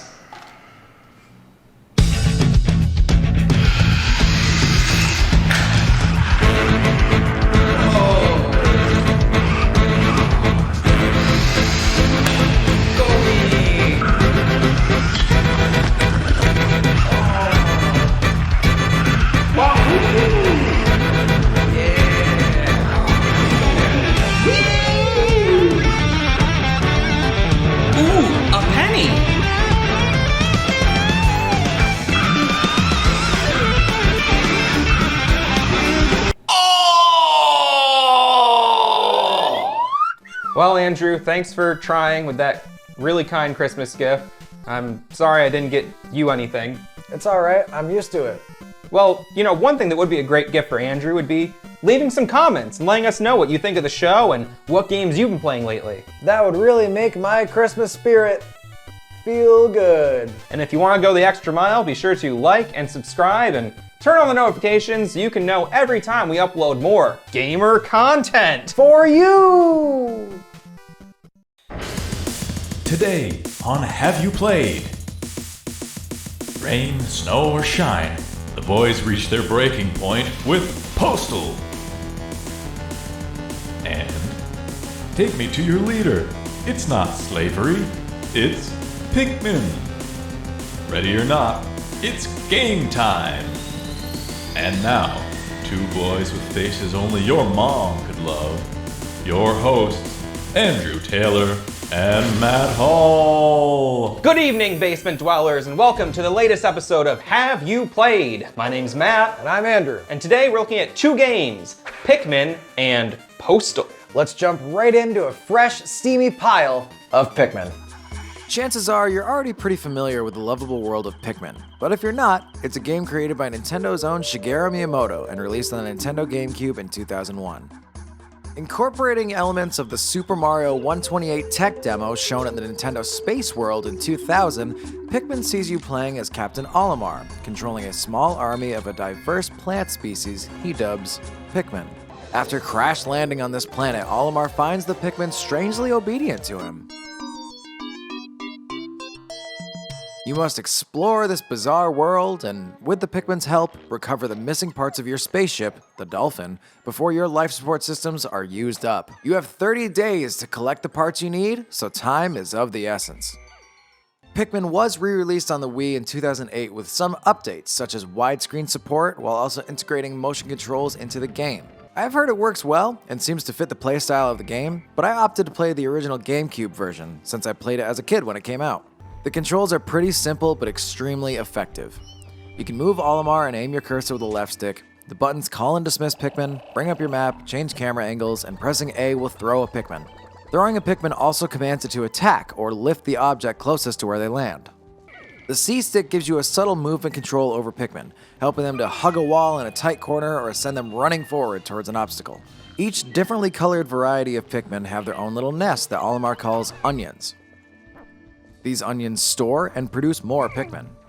Many objects you find in the world, like these pellet posies and even enemies you defeat, can be lifted up by your Pikmin and led back to their onions at your base to be converted into Pikmin seeds. Every object requires a different amount of Pikmin to lift it up, so the more, the merrier. You can have up to 100 Pikmin on the field at once, but all surplus will be stored in their onions until you need them. You start off with just the red Pikmin, who do additional damage to enemies and are resistant to fire. But eventually, you'll discover the other varieties of Pikmin that have unique capabilities. This slow drip of new mechanics is perfectly executed. Just as you're getting the grip on one thing, something new is introduced and opens up a new dimension of possibilities for problem solving. The levels were designed with this in mind, allowing you to go back to old levels with new abilities and get more secrets. Each round of Pikmin takes place over one day.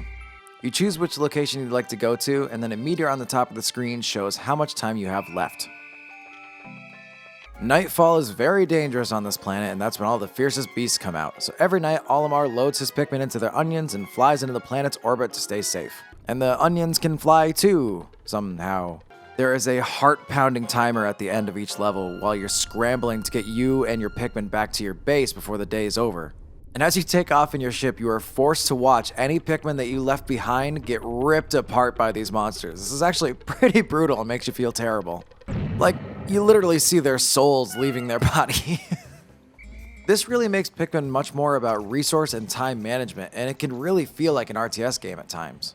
Fortunately, you don't have to find all 30 parts of your ship to win, but it does get you the best ending. There's a few bosses and mini-bosses in the game, and learning how to take them out was pretty fun. Some of the tougher enemies can take out like 20 Pikmin in one attack, so you really gotta be careful. The Pikmin AI is usually pretty good, but there are a couple moments that you kinda just have to sit back and laugh as they struggle to follow your very simple orders. There was this one part that did make me rage quit. You lead a group of Pikmin along this ridge and they're supposed to grab onto this ship part here, but I just couldn't get them to do it.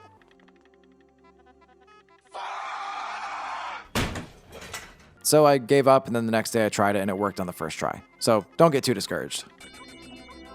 I think my favorite part of the game is the atmosphere. Olimar gives these little blurbs about ship parts as you find them, as well as writing a daily journal entry at the end of each night. These entries reflect specific things you did during that day, and even provide some backstory for Olimar, which I think really makes you feel like you're alone and isolated on this weird planet, struggling to survive, hoping you'll see your family again someday soon. I was really blown away by how much I enjoyed Pikmin. I know it's a hard sell considering there's no chainsaw battles or big boob ladies, but it's a really damn well made game, and I think you should check it out, regardless of what kind of games you play. All right, Matt, now that we've taken a great look at Pikmin, I must ask you, have you played Pikmin? To my memory, Pikmin is one of the few first-party Nintendo games that I didn't play on GameCube. I feel like I got into it for a few minutes, but for some reason, I probably just never owned it. I never got that far into the game. I don't think I played it past like the first segment. I can see how it starts a little slow, and if you don't know what's, like if you played it when it first came out, you didn't know what was coming, it could be like, what is this game? And I think it incorrectly gets labeled as a puzzle game, which it kind of is, but there's a lot more to it. There's elements of action, resource management. It's really a lot more like an RTS than it is anything else. Yeah, I could see that. It seems like it's that kind of mix between like the puzzler and RTS, kind of like a game like Lemmings or... Yeah, I'm sure that's like a... Lost Vikings even. I guess there's less characters in that, but... That must have been part of the influence. But different Pikmin have different abilities? Yeah, the red guys are resistant to fire, the blue guys can go underwater, whereas the other Pikmin die instantly if they touch the water. Well, they drown quickly if you don't save them. And they changed that up in following titles. The yellow ones get like electric powers, which is really cool, and that goes into factoring and solving stuff, but they really just nailed that balance in this game, and it feels really good, and you feel like a big brain genius when you figure out how to make stuff work. How long did the whole game take to complete, you think? I probably spent 6 hours on it. Not bad. And I did get the best ending on my first try without looking anything up. But I was like really trying to do it. And I didn't think I was going to. Have you played any of the sequels? Yes, just recently, this is what sparked the thought. I played the third game, and it has an emphasis on co-op play, which I don't believe the first two games have. And I tried it, co-op.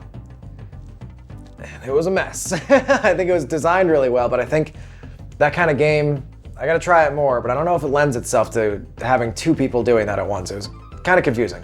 Yeah, it seems like the kind of thing where you'd really need to be really well coordinated. Yeah, for sure. Well, Matt. Well, as much as I love Pikmin, don't you have a game you want to present today? Yes, I wish we could talk about Pikmin all day long, but alas, we must talk about the other game this episode, another game that starts with the letter P. It is Postal. Check it out. Postal is a sometimes isometric, sometimes top-down shooter that follows the Postal dude as he goes on a massive murder spree. I covered an early build of Postal 4 on our first episode, and in that review I mentioned my love for Postal 2. And the less said about Postal 3 the better. I became a fan of Postal 2 as soon as I heard it was a game that let you piss on Gary Coleman and blow up an entire marching band. That was around 2003, and while I had a blast with that game, I never really got around to playing Postal 1. It was in the late 90s and early 2000s when we saw many games make the jump to 3D. If you were someone who was introduced to a series like Grand Theft Auto through the 3D titles, the older top-down ones might have looked inferior to you. I think that's what happened for me with the Postal series. However, I think the original Grand Theft Auto really holds up when compared to the later titles. So, now that I finally played through it all, how does Postal 1 stack up to the other games in the Postal series? Well, it's not that great. Each of the original 16 levels in Postal have you attempting to take out a certain number of hostiles in the area. Once you've reached your quota, you hit the F1 key to proceed to the next level. The game doesn't tell you this. I had to look it up in the manual after spending way too much time trying to find an exit in the first level. Even though this game has a couple of jokes and moments of absurdity, like the level that takes place on an ostrich farm, the game ultimately has a very disturbing and repellent tone. The Postal dude just goes around murdering people until eventually he tries to shoot up an elementary school and winds up getting locked away in a padded cell. There isn't any background music, just cold, ambient noise peppered with the sounds of gunfire and screams for help. The game doesn't really present much of a challenge either. Avoiding enemy gunfire is fairly easy, ammo is abundant, and while you have a decent selection of weapons, there's often little incentive to use them all. I got through most of the game with just the default infinite ammo machine gun. After shooting someone down, they may crawl around for a while, begging for help. If you leave them alone, after a few seconds, they just die. Or, you can choose to perform an execution on them. But there's really no reason to do so. It's just a little sadistic move you can perform. That really illustrates my main criticism of the game. Postal feels like an unnecessarily cruel murder simulator that offers almost nothing in terms of plot or challenge to balance it out. It was obvious that 2015's Hatred was a tribute to Postal, but at least that game appeared to be in on the joke. Hatred is a brutal murder simulator, but it's impossible to take it seriously with cutscenes like this. How do I overload the reactors? What? No, never! It will cause a massive explosion! Are you insane? That's what I want, and you will tell me. Postal lacks any sort of nuance or narrative structure to offset all the mindless violence. Or at least it seems to. Each level opens up with one of these text screens, offering a sort of cryptic context for the area that you're about to enter. These are dark, edgy, gloomy, and usually make almost no sense. However, according to a series of diary entries printed in the manual, the postal dude moved to a town called Paradise, only to find it filled with violent psychopaths. As time goes on, he realizes that everyone around him has become insane and violent, and he goes on a mission to escape Paradise and warn the world about whatever it is that's infecting the citizens of Paradise and turning them hostile. He's not some deranged killer. He's a man trying to survive a bizarre event that sounds like it may have taken a bit of inspiration from George Romero's 1973 film, The Crazies. I don't know why this information wasn't featured in the original game, and knowing it does put Postal in a different light for me, but it's still really not all that great. In 2016, Postal was remade as Postal Redux, a game that recently made its way onto the Nintendo Switch. Postal Redux incorporates those diary entries that were missing in the original game, and also takes out the elementary school level. Two things that do a lot to shift the overall tone of the game. I haven't spent as much time with Postal Redux, but I would say it's probably the way to go if you're curious about this game. Postal seems to take about 2 hours on average to complete, but I've seen it done in as little as 45 minutes, so it's really not a big commitment if you're looking to check it out. However, I would once again say that Postal 2 is the best place to start if you're looking to get into the Postal series. Feels so good. That's Postal. What'd you think, Andrew? Have you played Postal? I have never played any Postal game, and I don't know if that was an adequate way to make somebody try it. No, like I said, Postal 2 is the place to start if you want to get into Postal. I really wanted to try that first one. I mean, the company went ahead and remastered it, re-released it, remade it as Postal Redux, so I feel like even they have kind of moved on from it, but I just wanted to know, like, what was the original PC release like? How did it play? How did it feel? Wow. In this original release, the whole like plot of him moving to Paradise and these people are crazy and infected and he has to fight his way out. That was only in the manual? That was only in the manual, and so if you had, if you don't read the manual, which I often didn't unless I needed to look up instructions. Yeah. Or if you had like a cracked copy or something, you would have never known that. Like the whole game felt just mean and brutal, and not difficult. It just seemed like you were just picking off people for no reason. Without a lot of retaliation. I do feel like there's a lot more of a story there when it's, it's like a zombie kind of survival thing. Like you don't feel bad in a game like Dead Rising. No, where you're just mowing down armies of zombies. And in the narrative of the war journals, he was retaliating, like he was attacked first. I feel like that's a game that if these people that thought video games were violent and caused issues in kids, if they saw that, they'd be like, well, explain to me how it isn't, and I don't know how I could. No, I really don't know how I could explain that that's not just a brutal murder simulator. That's the best way to say it. And I'm some of it comes through on the review, but the fact that there's no soundtrack and it's just like and just people. I can keep going. That's really good.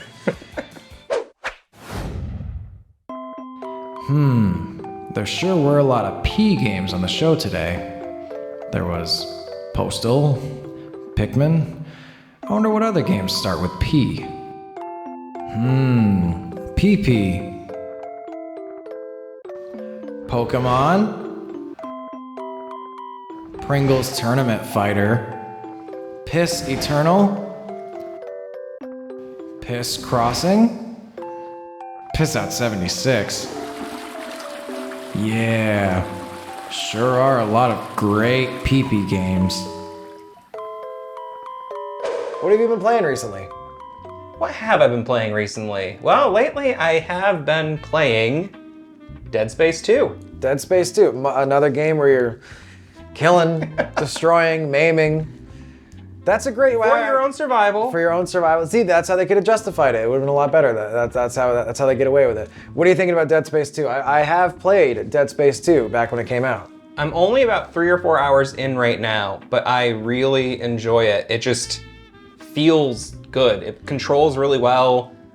I really like the plasma cutter. I tend to not, like in the first Dead Space, I didn't get any other weapons. I tried them, but that weapon rules. One of the last upgrades you get for, I don't remember which game it is, maybe it's all of them, for the plasma cutter is it ignites your enemies on fire, and it just makes it such a, it's like a dominant strategy. It's kind of too powerful of a weapon, but I get it. I understand why it has to be. But yeah, it just feels good. You want to keep using it. Like, the other weapons are excellent, but it just feels good. It's a classic video game weapon. I'm really enjoying it, and I have to ask you, what have you been playing lately? I've been playing a lot of games recently. I'd say the one that I'm playing the most right now is Hyrule Warriors for the Wii U. I have no idea what that is. So Hyrule, as you know, Matt, is from Legend of Zelda. It's in Warriors. I have no idea what that is. I've never heard of Zelda. It's crazy. I know. Is it like Four Swords? No, it is nothing like Four Swords. So Hyrule Warriors is a Dynasty Warriors game. It was made by Tecmo. Oh, wow. Okay, I know Dynasty Warriors. Yeah, Koei Tecmo, I think that's the name of the company that makes it. It's so huge, it's so fun. All the characters feel really cool, and they have a really unique spin to, it's like a universe jumping thing where they try to incorporate elements of every other Zelda game into this one kind of narrative, and obviously it's like you're jumping through space and time, but it kind of works, and it's really cool. I have only played maybe 2 Wii U games, as you know. Yeah. I completely missed out on that era.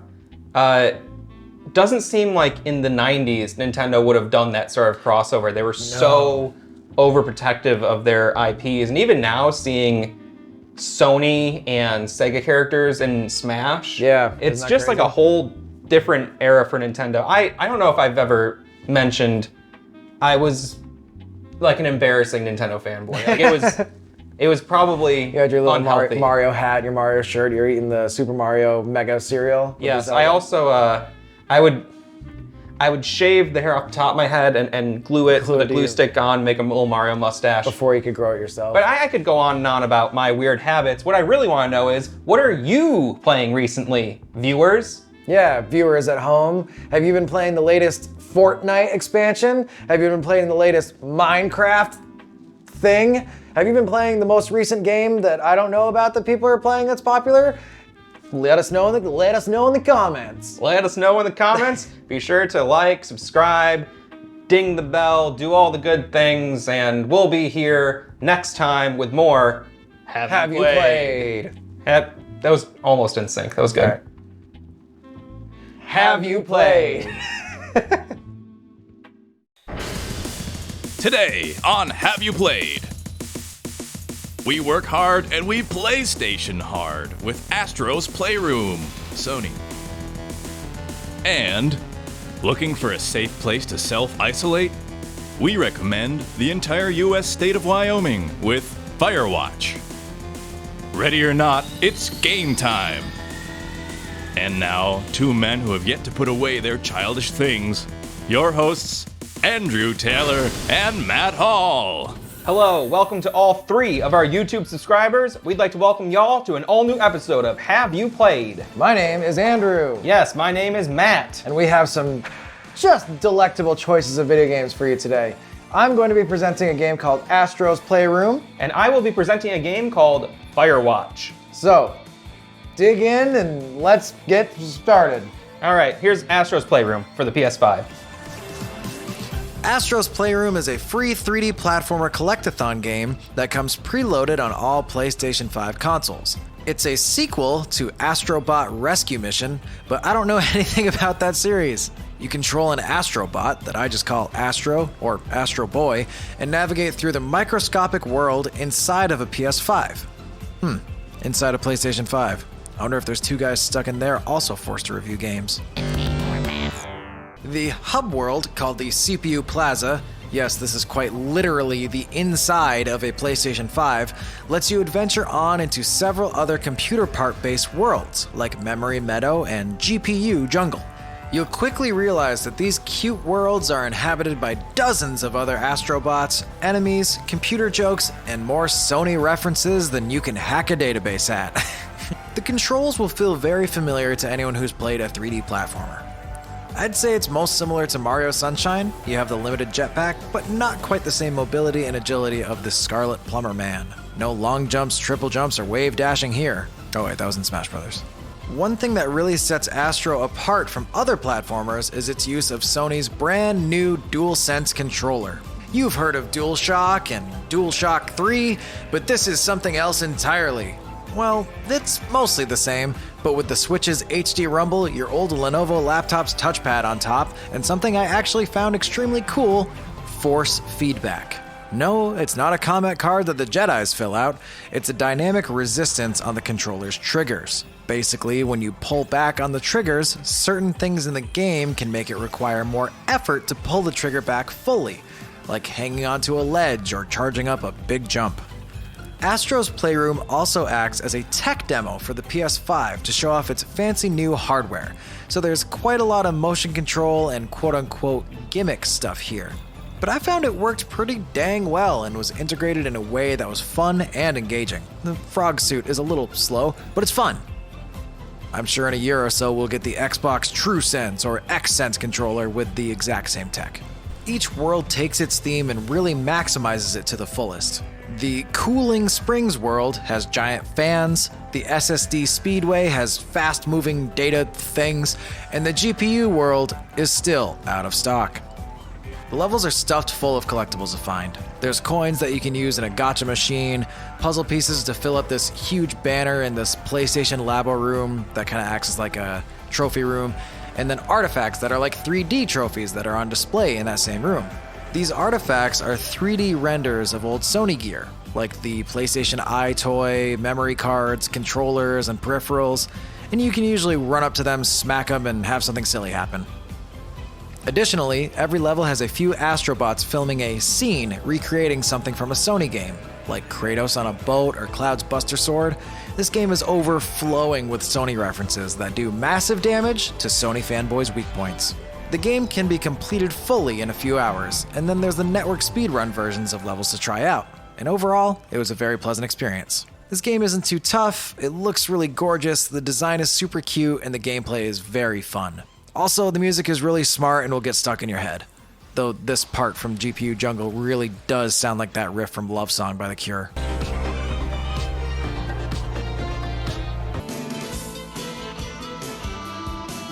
If you have a PS5, the game is free, and I'd highly recommend it for a fun little adventure through Sony's history. Wow, a PS5 title, a first for Have You Played? It is the very first time, and as PS5 slowly begin to litter the homes of people around the world, I must ask you, Matt, have you played Astro's Playroom? I have not. I did play a little bit of the preceding title. I mentioned it in the video, but I already forgot the name of it. I don't remember the I played it for a little bit. I was like, oh, that's cute, and that was about it. I wasn't aware of this series. I guess that's like a thing that they do with a developer called Asobi, and Sony just has them make a game for each PlayStation, except for maybe the first two? Yeah, it seems like it's like a mix of like a tech demo and a little, incentive. Yeah, kind of like how the Mario titles generally work for, well, not always Mario, but generally how Mario titles will work for each successive Nintendo console.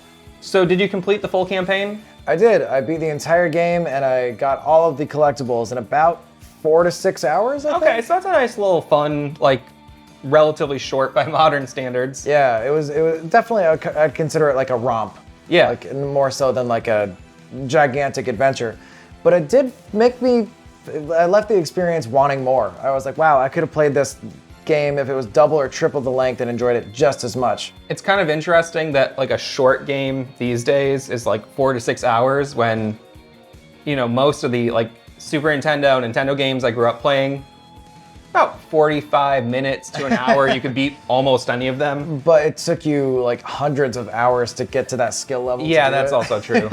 I'd say the opposite is true in this game. Anybody can pick it up, and it it really made you feel like you wanted to collect all the collectibles because they were tangible. You could go in the trophy room and see the different, you know, PSI toy and stuff. It was very cool. Yeah, I like that kind of stuff. It's nice to play those games that are light and fun and easy. You know, not everything has to be a grind. Sometimes it's just enjoyable to jump around in a virtual world. Yeah, it was a nice break from like Fallout 76 and Cyberpunk 76 and 1976. Well, anyway, speaking of games that are more on the short side, the game I want to bring up this time on Have You Played is a game called Firewatch. And I'm saying it's kind of a short game, but it's really good. Check it out.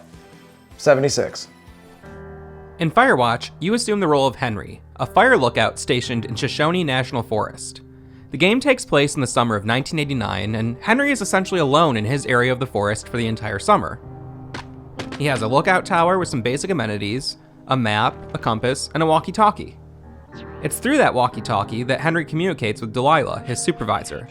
I had seen Firewatch called a walking simulator, which sometimes feels like a derogatory term, but Firewatch is definitely more focused on storytelling than action. The majority of your time in Firewatch is spent exploring, discovering things about the forest, and, over time, getting wrapped up in some increasingly disturbing and tense conflicts. I'm not going to spoil anything about the story because experiencing the story seems to be the main point of the game. But at times, things spiraled into such dark, unforgiving, and anxiety-inducing chaos that I had little flashbacks to Howie from Uncut Gems, a guy who just couldn't catch a break and kept getting in over his head. The circumstances that led Henry to take the job as a fire lookout are uncomfortable to say the least. Henry essentially leaves behind his wife and everything he knows to get out there and isolate himself for a while. And a lot of your extended treks through different parts of the forest throughout the game give you a lot of time to kind of ponder some of the difficult choices that the character has to make. Firewatch is relatively brief and linear. I played through the whole thing in about 4 hours, but I was playing with a certain sense of urgency, like I just had to know what was going to happen next. The game does direct you to each beat in the story, but its pacing just felt right for this sort of narrative. I really think this is the type of game that can appeal to people who aren't gamers per se. The push for games as an art form, or for seeing games as a legitimate form of storytelling next to books and movies, really isn't anything new, but this game is a really strong example of that sort of title, where the whole point is to tell a story in a unique, creative, interactive way that any other art form wouldn't really be able to accomplish. You and Henry learn together in real time, either through exploration and discovery or through conversation with Delilah over your walkie-talkie. These conversations have branching paths, with multiple ways to approach any topic of conversation that might come up. And while ultimately the story does resolve the same way no matter how you choose to play, how it feels to get there really does differ depending on the choices you make. That feeling and the total immersion in it was really only broken maybe twice in my whole playthrough.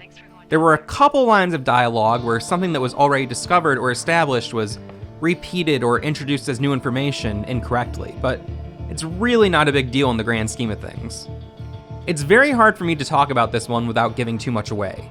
But as of this video, the game is only $20 and it has over 40,000 positive reviews on Steam. I've seen some folks complain about the ending, calling it rushed, but for me it felt just right. Sort of like sticking your head out of a car window on a hot day and then pulling it back in. I'm realizing that might not make much sense, but just give the game a shot and see if you get what I mean.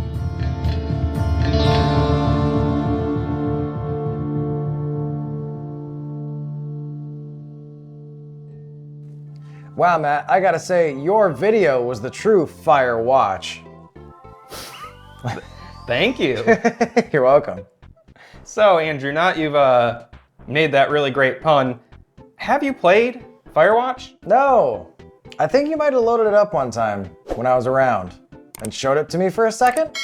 I don't think so. No? No, I played through the whole thing in one evening. Like, I played the first 2 hours, took a break, had dinner, and I was like, well, maybe I'll pick it back up and see where I'm at. And the story sucked you right back in. Yeah, it was just like pushing me toward the end, right? I was like, it's like a movie. Like I had to see it. You had to keep going. I felt like that a lot in games. I feel like the trailers and stuff that I saw, there was a decent amount of hype around this game. I remember seeing a lot of stuff, but it made it seem like it was cryptic and maybe kind of boring. But I feel like your viewpoint on it gave me a better idea of what the game's actually like. That is why I didn't pick the game up for the longest time. I was like, it's a neat idea, but it does look cryptic and boring, was kind of how I felt. I did pick it up on sale, and it's so, I said in the review already, but it's hard to talk about. That there are so many big, shocking reveals.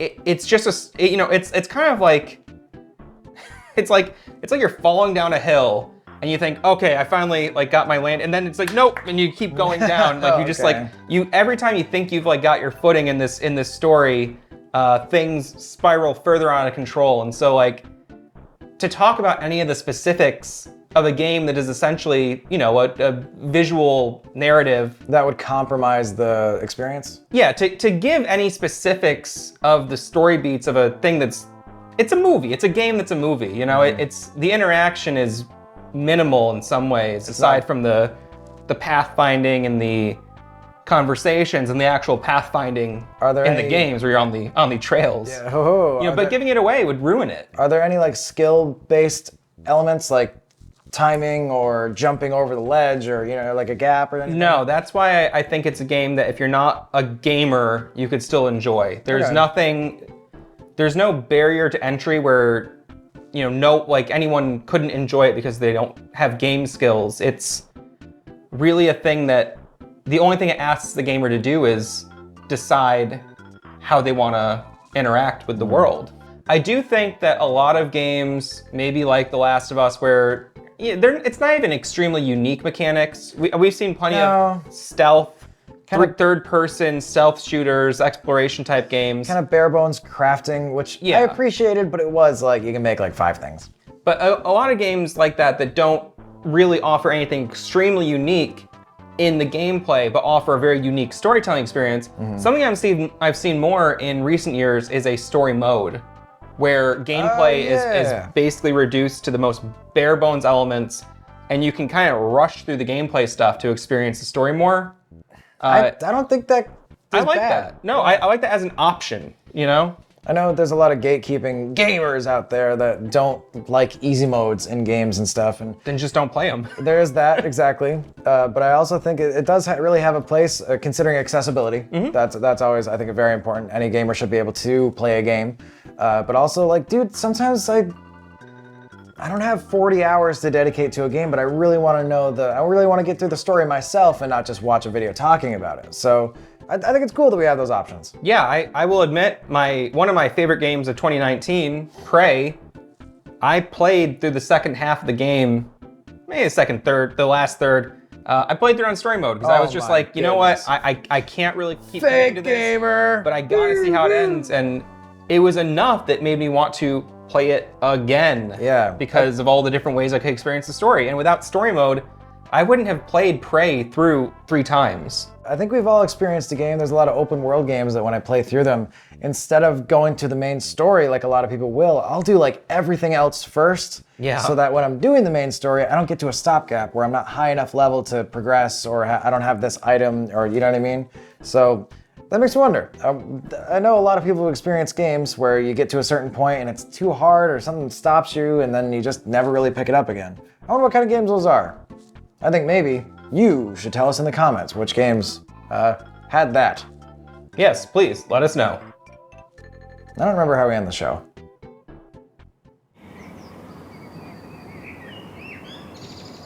Hey kid, my name's Howard P. Sony. Heard you here to make some new music for the new Astro's Playroom game. Pleased to meet you. Name's Randall New Guy, but call me Randy, please. Randy. Pleased to meet you. Well, why don't you show me what you got? All right, well, this is for the stage CPU Jungle. Oh, yeah. It's a CPU jungle out there. Computers and controllers everywhere. And no one seems to care. Well, I do. Hey, where's your phone charger? Okay, that was cool. Yeah, why don't you show me what else you got? I got some more. You got other ones? Okay, yeah. All right. What we got left? This one is for SSD Speedway. I've heard of it. Yeah, they told me about that one. But no, It can't be true. I could speed if I wanted to, like a car in the street. Increase the speed with my feet. We'll keep that. Wide speed.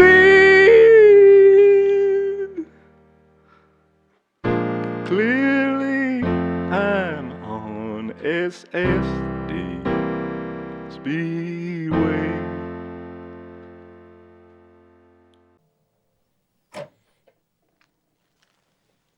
Pretty good, I know. Yeah. That one was cool. Now you got a couple other tracks you wanted to show us? I got one more in the works. It's for a little level called Memory Meadow. 1, 2, 3, 4. Metal memory.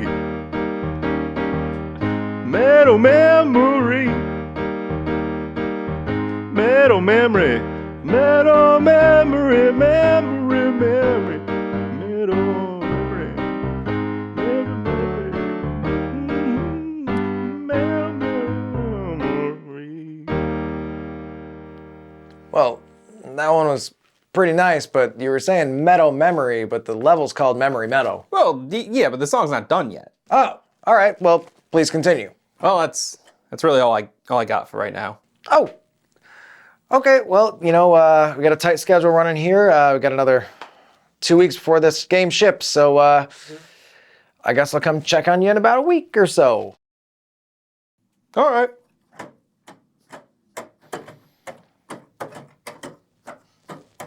This guy fucking sucks. Well, here we are at the end of another episode of Have You Played? It was a good one, Matt. I really enjoyed it. Probably our best yet. In fact, I think each one is better than the last, but the only way to be sure is to go back, subscribe to us on YouTube, leave a like, leave a comment, and watch all of our other videos. Yes, and please share them with your friends who might also enjoy them. And then also please follow us on all the different social media channels. There's links down below. There's Facebook. Twitter and Instagram. There's Instagram. And a couple others that I'm not going to mention here, but you know the ones. You can know the good look ones. up those apps, and we are on there. Anyway, please let us know down in the comments what you've been playing lately. We want to hear from you, the gamers. The real gamers, not us fake gamers. You, the true gamers. Yeah, Mr. Played on easy mode over here. All right, goodbye. Today on Have You Played? Take me to your Fuhrer. It's not adrenochrome, it's Wolfenstein Youngblood. And a high-class game Andrew Taylor once described as his go-to RTS. That's right, Warhammer 40k, Dawn of War. Ready or not, it's game time! And now, two men who can't explain the rules of baseball. Your hosts, Andrew Taylor and Matt Hall. Crack open your gaming juices and take a swig, gamers, because it's time for a brand new episode of Have You Played? That's right, my name is Matt Hall. And I am Matt Hall. That's not true. Today, what is true is that we have two really great games we're going to be looking at for you. We are going to be reviewing and discussing Wolfenstein New Blood and also Warhammer 40k, Dawn of War. Wow, more Warhammer, more shooters. Could it get any better than this? I don't even want to ask that question, but I already did. Anyway, let's get to our first review. Here is Wolfenstein Youngblood 3D. Wolfenstein Youngblood is a 2019 spin-off title in the long-running Wolfenstein series. Billed as the first modern co-op Wolfenstein adventure, the story picks up 20 years after the events of Wolfenstein 2: The New Colossus. In the most recent string of Wolfenstein games, the Nazis won World War II. New York gets hit by an atomic bomb, America is in shambles, and it is only through the efforts of a ragtag crew of idealized social justice warrior archetypes that the Nazi threat is pushed out of America for good. At this point in the timeline, Wolfenstein protagonist BJ Blazkowicz and his wife Anya are raising twin daughters, Jessie and Zofia. BJ disappears, and his daughters do some sleuthing to find out that he is left on a secret mission to assist a resistance group in Nazi-occupied France. The girls, along with their pal Abby Walker, steal an FBI helicopter and some power armor suits and go off to try and rescue dear old dad. They're greeted by Majyuuou, leader of the French resistance, who informs them that BJ was last known to be trying to gain access to a top-secret Nazi lab, Lab X. In order to enter Lab X and possibly find their father, the girls must hack the computers found deep inside of a trio of security towers, known as Brother 1, Brother 2, and, unsurprisingly, Brother 3. While I know that Youngblood is a co-op game, I don't really love playing co-op online and decided to partner up with an AI sibling on my quest to find our father. I want to say right now that I'm a huge fan of the Wolfenstein series in general, and I have been ever since I first played Wolfenstein 3D on my cousin's computer somewhere around 1993 or 94. I've completed almost every entry in the series and was extremely excited when I found out about Youngblood. However, this game really fell short of my expectations. The first thing I want to acknowledge is the overall tone of the game. One major criticism of the new Colossus was that it had a very uneven tone. One minute you're fighting Nazis, the next you're given a poop joke. Is this a working toilet I see before me? We're expected to be emotionally attached to these characters and their incredible struggle against a truly monolithic threat, but the tension that is built up is often interrupted by shit like this. I'm sorry.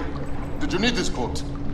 Yes, motherfucker. Another criticism was that the cast of the game looked like it was dreamed up by some Nintendo Switch-loving bug man wearing a #resistpussy hat. You've got scary yet somehow impotent Nazis on one side, and on the other side you've got the black power lady, the self-hating fat white girl, the man with a sunken head, the balding effeminate conspiracy theorist, the wise old Jewish scientist, and the womanizing African dude.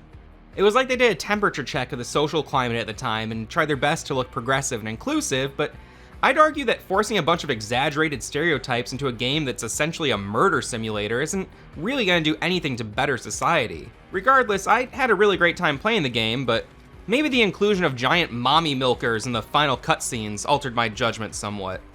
I bring all this up because even though I think the new Colossus was at times an awkward attempt to appeal to PC culture, the tone in Youngblood is so jarring and so poorly balanced that I often felt secondhand embarrassment for the game. This starts pretty quickly too. The girls make their very first kill and go from being terrified and disgusted to uncontrollably guffawing at Jess getting Nazi brain in her mouth after a particularly gory headshot. This is the loop for these two, going from tense, emotionally scarring scenarios to laughing at one another like some sort of modern marketing team's reimagining of Beavis and Butthead. With this sticky wicket. Fuck yeah. Speaking of loops, that's all this game really is. You often have to literally loop through the same stages to level your character up to the recommended stats in order to take on some of the later areas of the game, but aside from the basic layout of the maps, the gameplay is extremely repetitive. Traverse an area, find loot, kill the infinitely respawning Nazis, and free hostages. While the maps do shake things up a little bit, once you actually enter the Brother Towers, you repeat the same exact actions every time, the only difference being the level of the enemies within the towers. The intro of the game features a sort of boss fight, as does the very end of the game, but everything else in between is a giant pile of samey mush. This samey mush has responsive controls and tight shooting, and I do love filling Nazis with bullets, but I think I finished the campaign out of spite more than anything.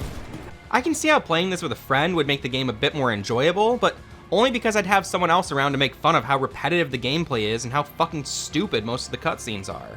The last few years have seen a trend emerge where a popular IP is taken, the often white male protagonists are replaced with women or people of color, and then the product is repackaged and sold as some sort of exciting new take on the franchise. I don't really mind that process in theory, but all too often the resulting media is just a lesser version of the source material with a diversity sticker slapped over it. There are plenty of people who are not straight white men making things out there, new and original things that are definitely worth your time. Wolfenstein Youngblood felt like they took the core of the new Colossus, slapped two girls into the role formerly held by BJ Blazkowicz, and then removed any of the storytelling, level design, or ingenuity that made the previous Wolfenstein titles great. The whole thing feels like this weird halfling attempt at both a games as a service type game and an actual campaign, story-driven first-person shooter. If you're a hardcore Wolfenstein fan, pick it up on sale sometime, but I'd recommend any other game in this series over this one. You know, after watching that review, I think I'm wrong. That game fucking rules. That game looks really cool, Matt. No, I'm sorry. It's really just okay. Have you played Wolfenstein Youngblood? Well, I'm very impressionable, Matt, but I have not played Wolfenstein New Blood 3D Colossus. It seems like they took the engine that the last Wolfenstein game was made on and just kind of tried to make a quick co-op shooter, online shooter service game out of it. Is there really a lot of those like weird like two people banging and like poop scenes?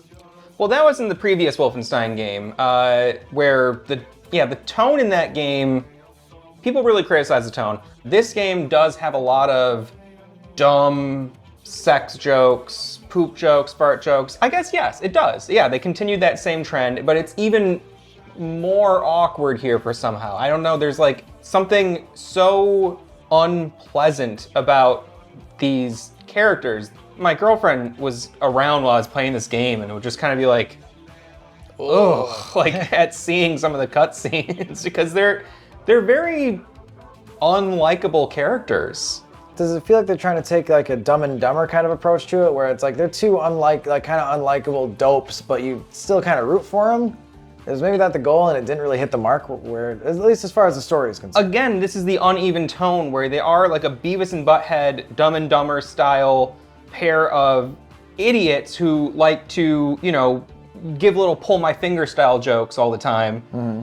But also they had the resources to steal an FBI helicopter and travel across the world to infiltrate a secret Nazi base. You know what I mean? It's like, how dumb are they? And also they were raised by Blazkowicz on the land and they've been, you know, living in this sort of, you know, off the grid place with their parents, and they've been trained as warriors from birth. And you know what I mean? It's like, it just doesn't really line up. I don't know who this was made for, really. Yeah. Well, don't fret, Matt. We still have one more game to review today. Oh, okay. What is it? It's called Warhammer 40k Dawn of War. Well, 4? No, it's the first one, but Okay. it's 40k. But it's the second game we're talking about today. And it's the second game we're talking about today. Warhammer 40k Dawn of War is a 2004 real-time strategy game developed by Relic Entertainment, and I think it's my go-to RTS.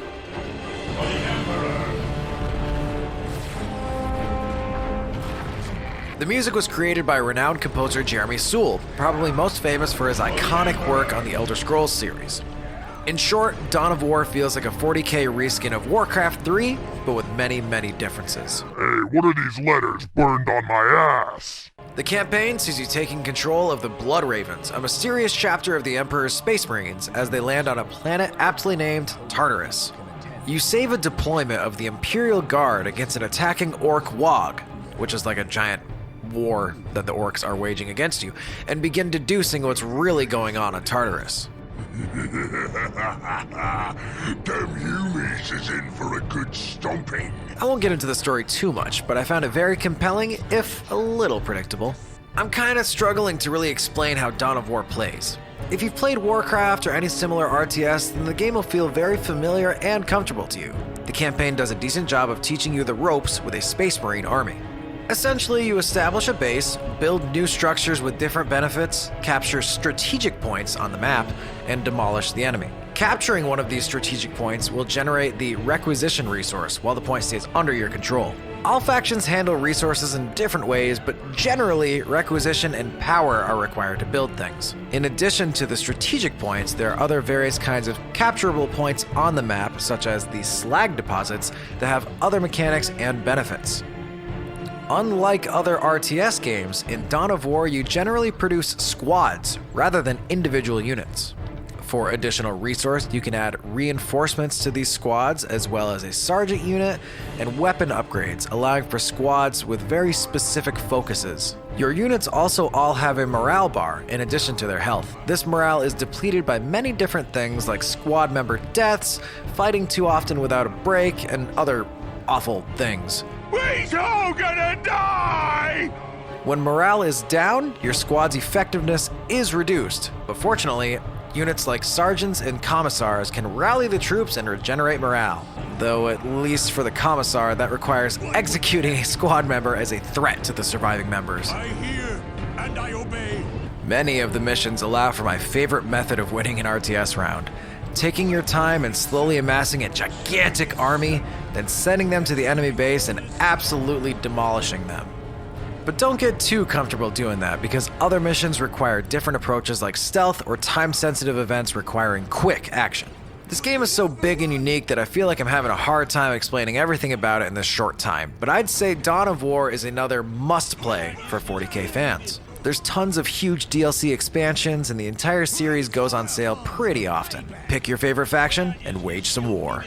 We've been overrun! I stand ready to serve the Emperor. Time for payback. Hey, that game seemed like it was pretty good. That was a pretty good game, Matt. It's pretty good. I gotta ask you, have you ever played Warhammer 40k Dawn of War? No, I've never played Warhammer, nothing, Oh. ever. You're just not interested? It's not that I'm not interested, it's just that, there's so many games out there. It's just a series I haven't gotten to yet. And it doesn't help that every time I look at the Warhammer series, there's like 86 games and expansions on sale on GOG or whatever. Like every time I'm like, oh, maybe I'll, you know what? I'll go for something else. A game with only 12 games in the series. Maybe. Yeah, maybe instead of like 50. I don't know when StarCraft launched, maybe 98 or 99. Mm-hmm. And then I feel like I played Commandos and a couple other games around that time. I was pretty into those types of games, late 90s, early 2000s. I've been wanting to revisit something like that, but every time I go to like play some of the older ones, like I'm a little overwhelmed, which I don't understand how as like a 12-year-old I was more ready for it than I am as a 46-year-old male. But I feel like you have a different level of understanding as an adult than you do as a child. But as a child, you reach your ceiling quicker. So you think you know a lot more about it, but as an adult, it takes you a little bit longer. Because I have a lot of time sunk into this game. It took a lot of time just to beat the regular campaign, which I appreciate. But there was a couple bumps in the road. I did have a couple technical issues, or I was like, what am I supposed to be doing right now? And then I would lose after like 45 minutes of gameplay in one round, and I'd be like, oh my god, total nerd rage moment, and have to pick it up in a couple days because I was like, I didn't know what I was supposed to do. There was a couple gotcha moments like that. So it's also so big, I don't know what to say about it. It's one of those things. I think if you're a 40k fan, you should give it a shot for sure. But it would be hard to recommend to Joe Gamer or a new 40k fan. I think it'd be too much. Well, let's just say this. There's plenty more Have You Playeds coming out in the future, and you'll be covering every single Warhammer game over time, so look forward to that, okay? Yes, every single episode from here on, Matt, is going to be another 40k game. Can't wait.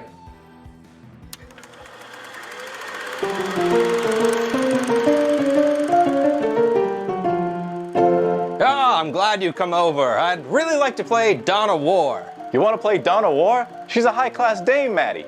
No, 40k, Dawn of War. 40k? That's insulting. She's worth more than that. No, the game. Game? I don't care if you've been practicing your pickup artist skills. She's a woman, not an object. No, Dawn of War. That's what I'm saying. Don't you even try. They don't call her War for nothing. Who are you talking about? I'm talking about Dawn of War. Yes, exactly. Ah, forget it. I don't even give a darn. Give a darn? That's our shortstop.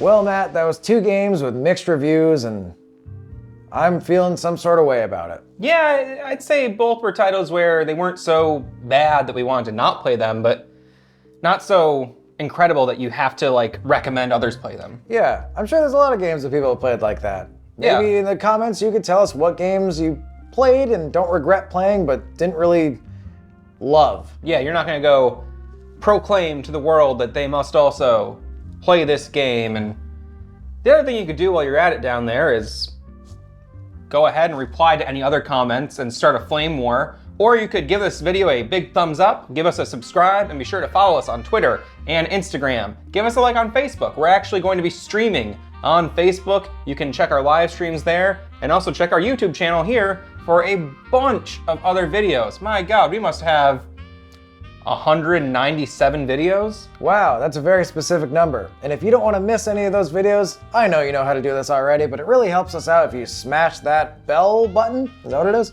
Sure, smash the bell button. To get a notification every time a new video comes out. Yep, that's it. Anyway, see ya. Oh no.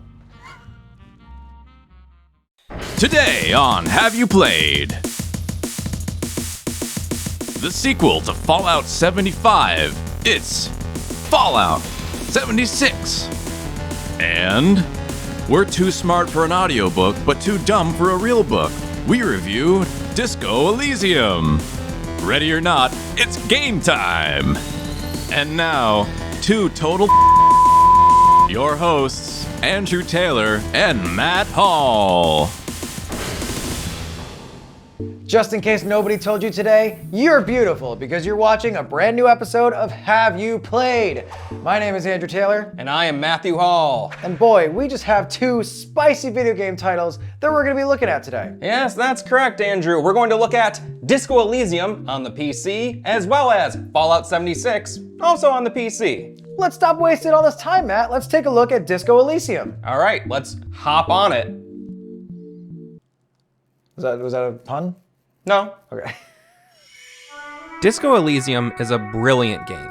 It combines late 90s CRPGs, tabletop RPGs, and point-and-click adventures to produce a truly unique experience.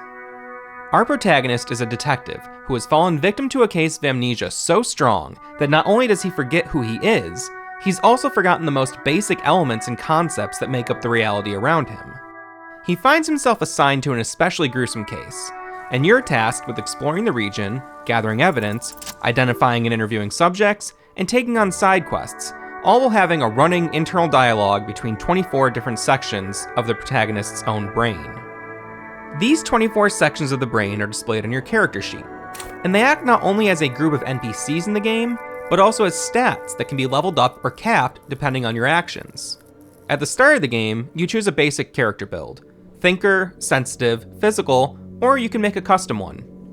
As you proceed through conversations, there's a near constant stream of skill checks, and many of them are automatic, and these guide you through dialogue trees and show the inner workings of the protagonist's brain. Sometimes it's kind of like that scene from The Simpsons. Ow, pointy! You slimy. Uh-oh, moving! Uh-huh! Aw, $20. I wanted a peanut. $20 can buy many peanuts. Explain how.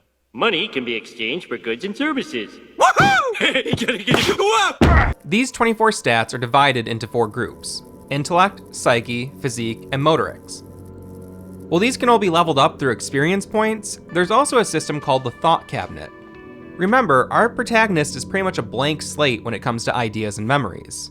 As he converses with people, he's introduced to new concepts, and those concepts can become internalized thoughts, which will affect your stats, worldview, and personality. The game covers a wide range of topics, going into very deep technical and philosophical discussions about economics, violence, race, gender, religion, art, literature, drug addiction, the paranormal, and a lot more. These discussions propel the story forward, but also work to detail a very rich and complex understanding of the world in which the game takes place. As we discover more about the world around our protagonist, we're also in a way building him. His beliefs, habits, appearance, these are all essentially empty slots waiting to be filled by the player. There isn't any traditional combat in Disco Elysium. It's a game that I think almost anyone could pick up and complete if they wanted to. There are certain obstacles, but passing them is almost always done through a skill check, which comes in the form of a dice roll, like in a tabletop RPG. You will be faced with difficult decisions, but there aren't really many wrong choices. You do have a health bar and a bar for morale, and these can be affected by certain choices in the game. If you do something that harms your health, you'll be given ample time to heal yourself before dying, and the items that replenish your health and morale are easily found for free all over the world. Items can also be purchased from vendors if you run out. So, while it is possible to make a few too many wrong turns and be met with a game over screen, it's not something that's going to necessarily catch you by surprise. And in my playthrough, I never met a fate as cruel or random as those in a lot of the old point-and-click adventure games that seem to be a big influence on Disco Elysium. I would say it took me just over 20 hours to complete the game, but it's clear to me that this is a title that can be played many times over in many different ways.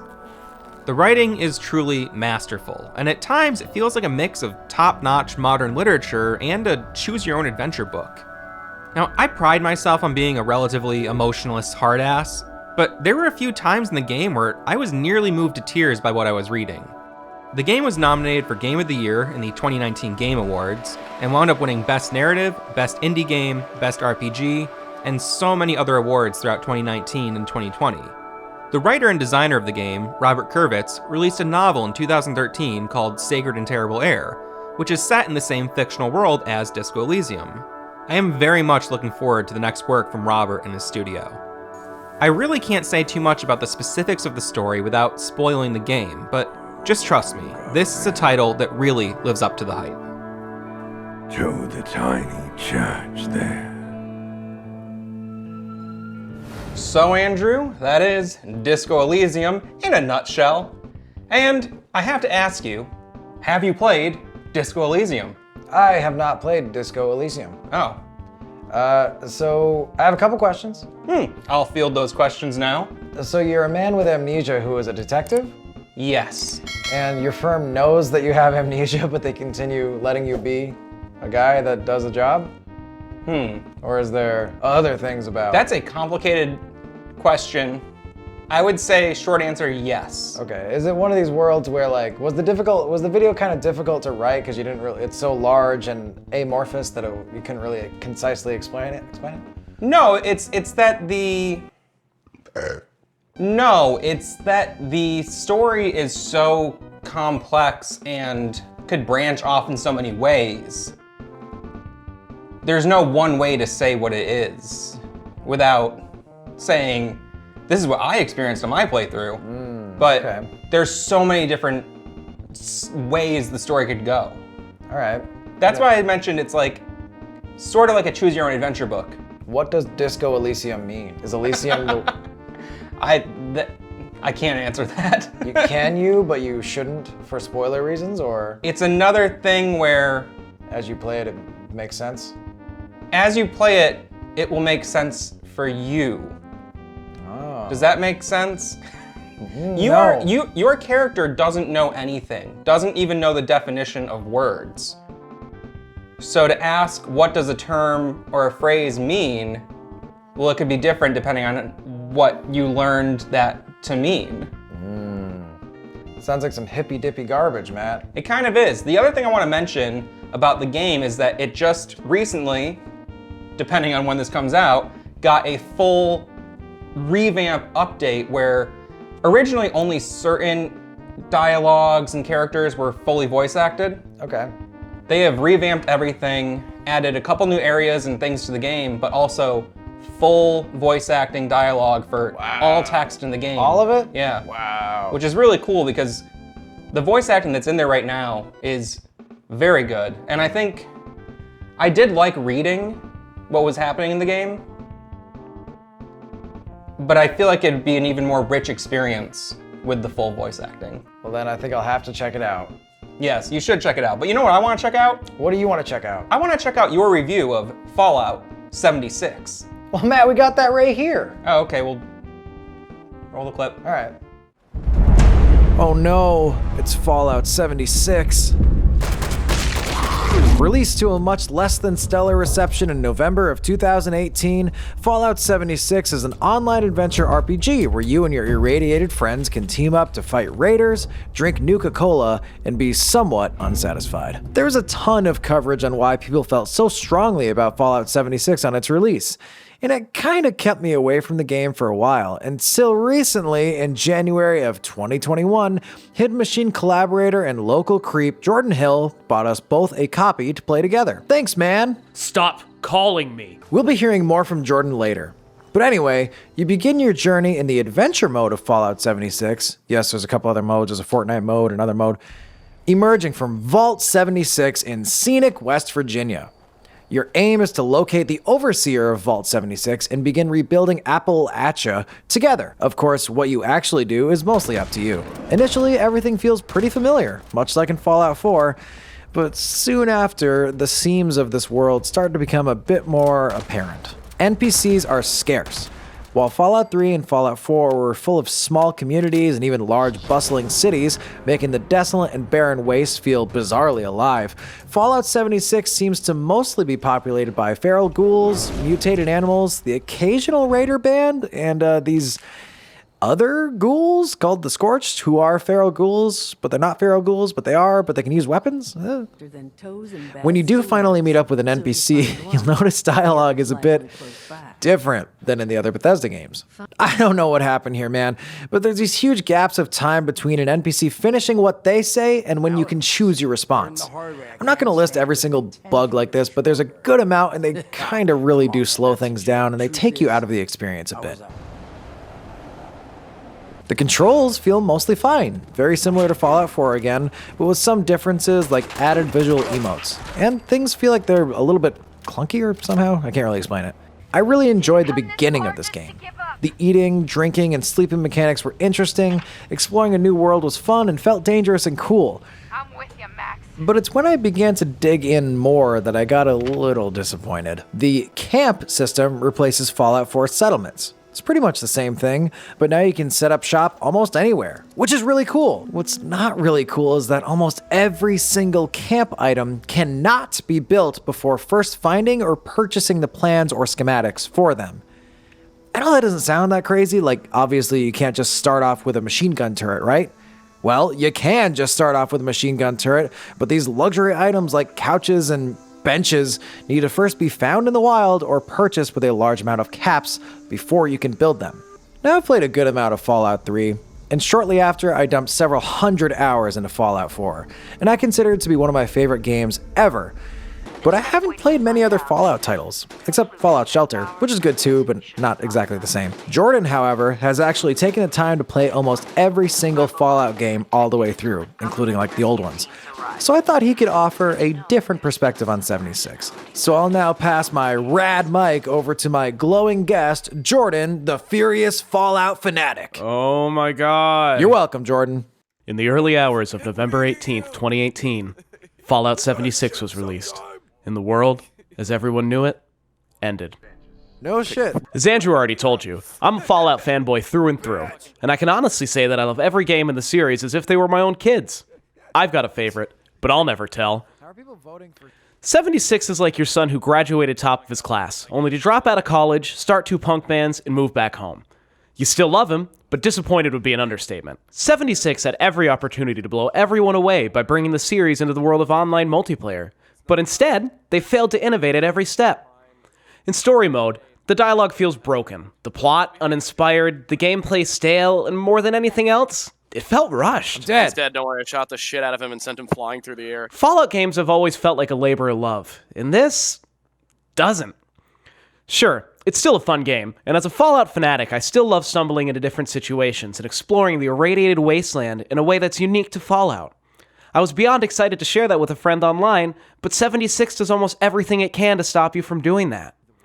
Advancing the story with a friend means you have to play through each mission twice. Outside of the missions, the world has little to offer. Andrew and I decided to try Nuclear Winter mode, and I was shocked to find myself having fun. Fallout as a series has always been about the story, post-apocalyptic America, the people just trying to get by in a scary and unknown world, the challenges of rebuilding a society that's already proved it's doomed to fail. Oh shit, I'm down. This all feels like the unfortunate result of the corporate mentality that's strangling the gaming industry. And don't even get me started on the Atomic Shop. Where does Todd Howard get off asking for more of my money, that son of a bitch? Thanks again, Jordan. No problem. So basically, I think what we're trying to say here is that if you are a diehard fan of Fallout 76 is definitely worth checking out. A lot of the bugs have been worked out and a lot of improvements have been made to the game. It's really fun to play with friends, especially the Nuclear Winter Fortnite whatever mode. 76 was a little bit of a rocky start for a online Fallout sort of thing, but hey, maybe in the future it'll lead to something even better. We won. Oh yeah? Hell yeah. Yeah. War doesn't change. Fall out with your balls out, Matt. That was Fallout 76. And I just got one question for you. Have you played Fallout 76? Yeah. Oh. I definitely did. You sure did play it. I sent you a lot of party invites while me and Jordan were playing together, and I don't know if maybe they just weren't getting through. No, I just wasn't getting through. I did not like Fallout 76. I played it. I think I waited until the first big expansion came out. It was Wastelanders or something. I don't know. I don't care. So I waited because I knew the game was broken on release, and I didn't want to be someone who just shat on it because of the bugs. Yeah. All Bethesda games are very buggy when they come out. Yeah. It seems like it's getting only worse as time goes on, but so be it. That said, to me it felt like a cheaper version of Fallout 4, which felt like a cheaper version of Fallout 3. And I like Fallout 4 a lot. I understand they did a lot to make it more accessible to people. And then it feels like they did a lot to make Fallout 76 less accessible to people. Without like any of the depth or storytelling or characters or memorable anything. It was just like, here's the basic mechanics of Fallout 4, and it's sometimes really broken, and there's no cool characters. All right, have fun. Yeah, I am pretty torn on this one. I'm leaning towards not liking it, but I spent about, I think, 60 to 70 hours with it because I wanted to make sure I really got to experience it, and that's much more time than I think you have to spend on a game to give it a first impression style review.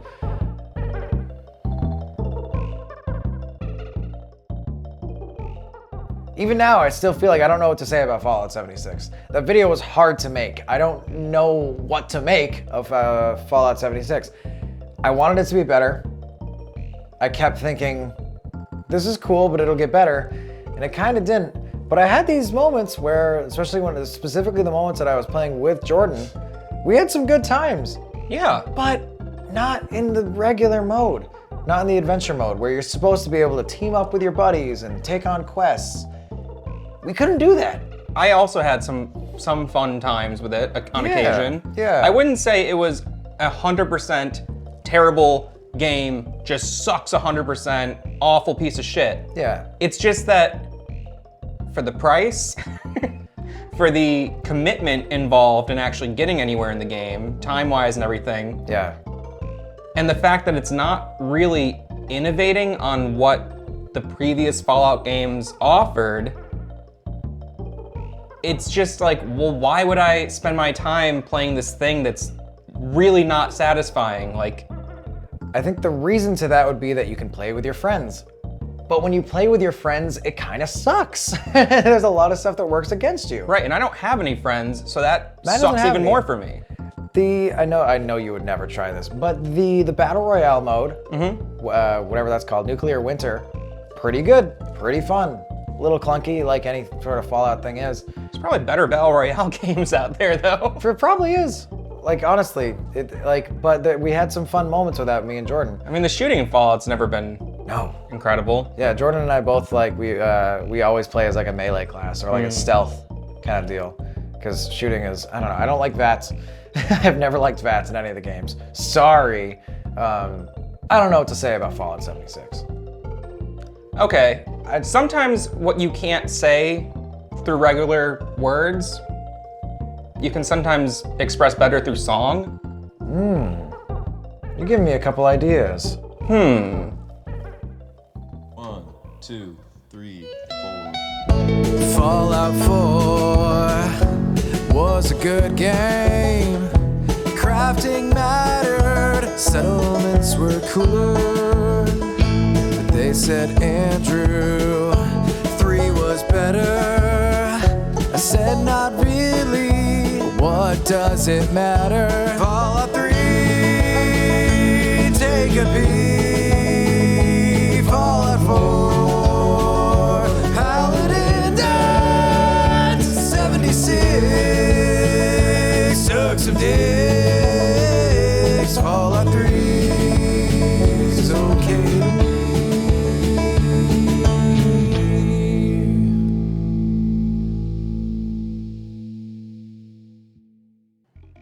Wow, you know, I feel like I understand your views on Fallout 76 a bit better now. Yeah, I think what you said was true. I managed to get a lot better control of my thoughts through song.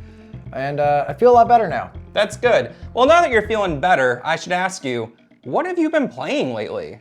Recently, Matt, oh god, this is always embarrassing. I've been playing a game called Zombier. Okay, I'm familiar with that game.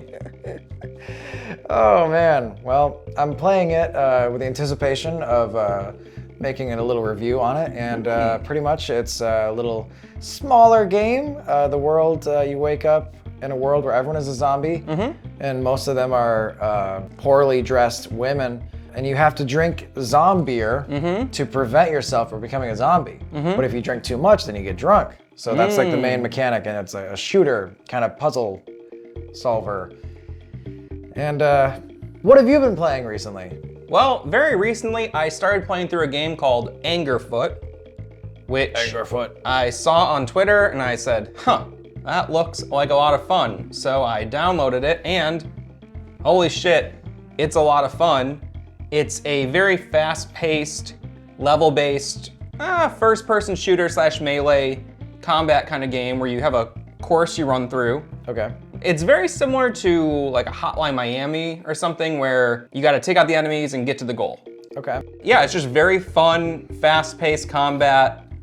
And because it's like on a little course, you know, the enemies always spawn in the same places. So it's one of those games where, similar to like even Katana Zero that we covered on the show before, you're just kind of like getting through the course as quickly as you can, but because of the combat mechanics and the layout of the levels, it's like there's a lot of different ways you can go through it, and it's just really fun. I can't stress enough how much fun it is. I was actually involuntarily smiling while playing the game. That's how much fun I was having. Were you going, wowee? I was going,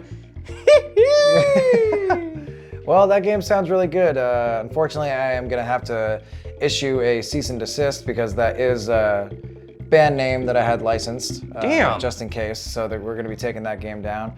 But I talked a little bit about what I've been playing. You've talked a little bit about what you've been playing. Matt, what we really wanna know is what you've been playing at home, you the viewer. Take it away, Matt. Leave a comment. Let us know what you've been up to lately, game-wise. I don't care about anything else. Please, only gaming. While you're at it, please subscribe to the channel. Click that little bell to get notified all fucking week as we upload videos at a seemingly impossible rate. And be sure to like this video and then go through our entire playlists and like every other video, okay? That's gonna do us a big helping, and we need it bad. You see the subscriber count over there? It's pathetic. It's not very good, but that can change with your help. Anyway, until next time, have you played? What the fuck did you hear that? No. Today on Have You Played? We review a super gross Super Famicom game whose name I can't even say.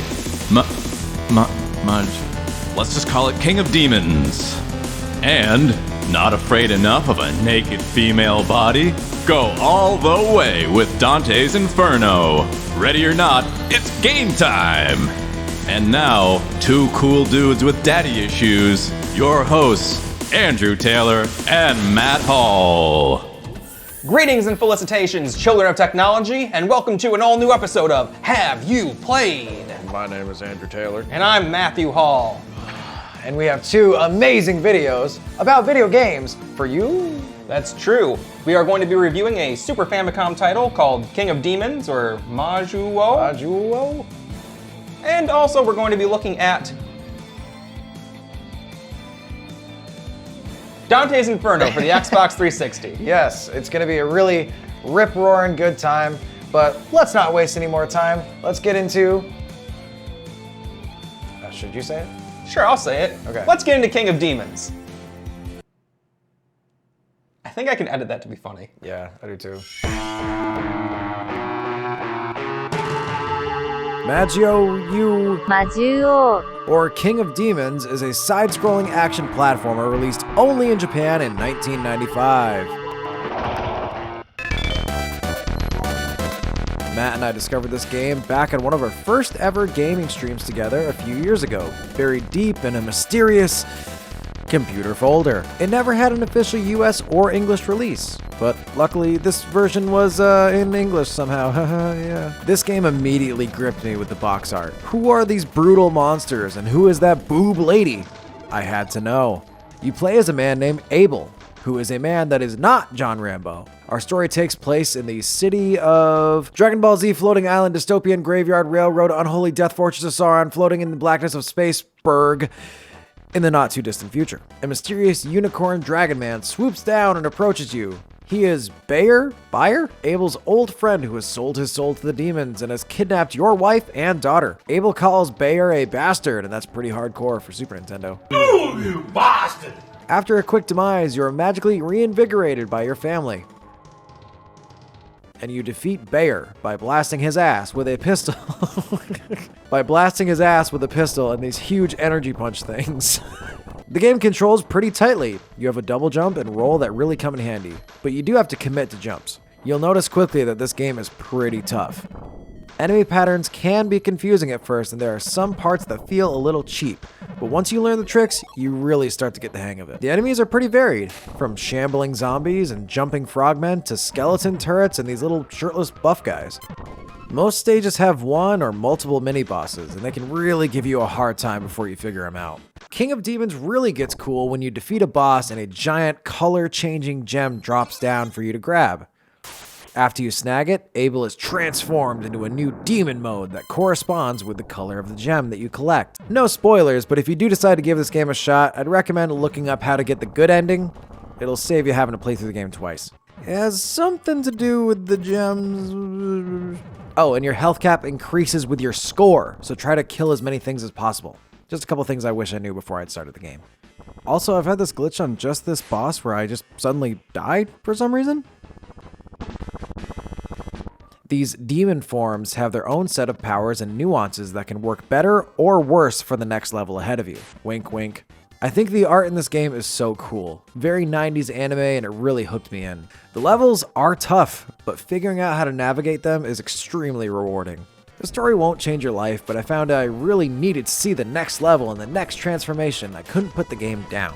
After beating the game once or twice, I was able to consistently beat it again in about 40 minutes. But learning it will take you a couple hours. I highly recommend this game to anyone who likes tough Mega Man style platformers. I think it's a hidden gem that most of the world didn't get to enjoy. And that was King of Demons.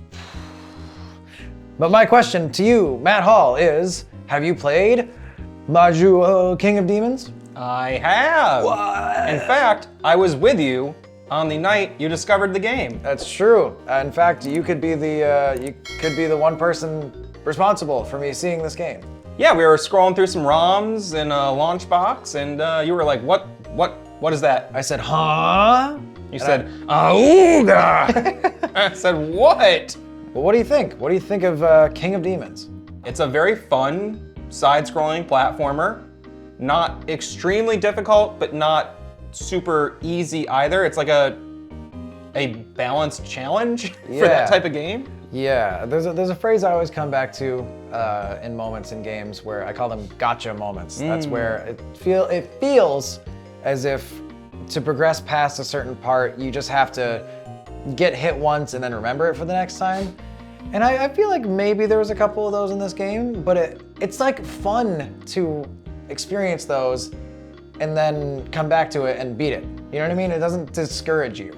Right. I think that's something that happens in a lot of older platformers where older games in general, because there was more repetition and more playthroughs, like sometimes you would just have to like get your ass handed to you and be like, oh, next time I'll know how to do that. Whereas I think in modern games, the design philosophy has largely leaned toward give you a heads up on the dangers first. Yeah. And I think that's why a lot of games like Dark Souls, we'll say, are seen as so intimidating for players or like so hard. It's because that game and a lot of games like that will just like give you a horrifying challenge and you just gotta fucking deal with it. And either you come back to it and get it or you don't. Yeah. Now, did you like the transformations? Yeah, those are really cool. That is so cool. I didn't expect that at all. I thought the entire game you were going to be playing as the John Rambo. Yeah. He's just John Rambo, let's Pretty be real much. about it. With the pistol, which I think was super cool. Yeah, But that's also really cool. It was cool, he just has a You don't pistol. usually just have like a handgun in old games. No. You know? It's like usually a space laser or some bullshit. So it adds this weird kind of level of realism in a strange way. Because Yeah. he just has a real gun. But the transformations are super cool. Learning how all of those work, it just keeps you going, and I love playing it. Every now and then, I'll just rip into it and play through it. It's just so cool, and it's like a product of its time. Very solid. So, were you able to find a translation patch for this game? Yes. Oh, okay. You know what? This is clearly making you uncomfortable discussing piracy. We can move on. No. Speaking of demons, you know, I was recently playing a game where the lead character was fighting a lot of demons. Who does he think he is? Dante or something? Actually, yes. I'm talking about Dante from Dante's Inferno. Oh! Let's check out my review of Dante's Inferno. Dante's Inferno was developed by Visceral Games, the same folks who brought us the Dead Space series. Despite being released 2 years after the first Dead Space title, Dante's Inferno seems to lack that game's polish and focus. The game is obviously based on the Inferno section of Dante's Divine Comedy. The basic plot is that Dante was fighting in the Crusades, committing atrocities and war crimes, all under the assumption that his sins would be absolved, because he's one of the good guys. Dante even goes so far as to break the no-fap, no-fuck challenge vow that he made to his beloved Beatrice, but he still believes he has done no wrong. An assassin winds up murdering Dante, and Death shows up, ready to send Dante to eternal damnation for his sins. But Dante yells, "We had a deal!" and refuses to die. Instead, he kills Death, takes their scythe, and returns home, only to find that Beatrice and his father have both been murdered. Lucifer himself then appears and drags Beatrice down to hell. Dante follows in hot pursuit, and through a very God of War inspired series of third-person hack-and-slash battles, Dante takes on the 9 circles of hell in an attempt to retrieve the lover that he betrayed.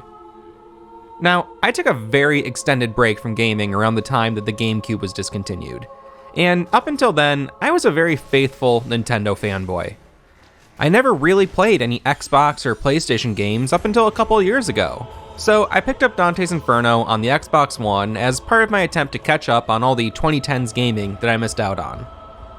The gameplay itself in Dante's Inferno is pretty standard 3D hack and slash, which I find to be a sort of evolution of the side-scrolling beat-em-up genre that we saw in the 90s.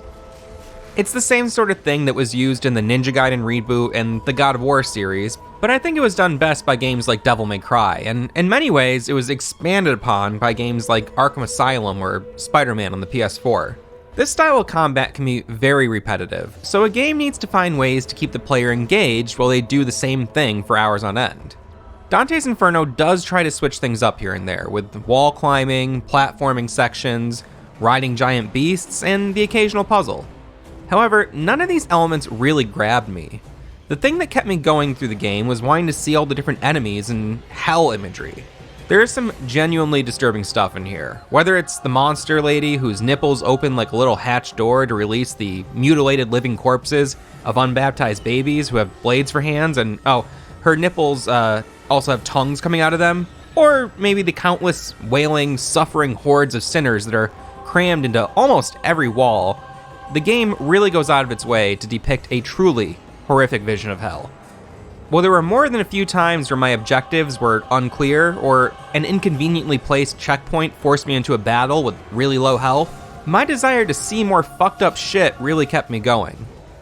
The game started off very difficult, with the opening boss battle against Death giving me a lot of trouble, but I was able to take out several later bosses with relative ease. The game never really felt truly balanced, and there was a lot of awkward moments throughout the levels where things just didn't feel like they were completely play-tested or refined. The game has really great looking cutscenes and animations, especially when you consider that it came out over 10 years ago.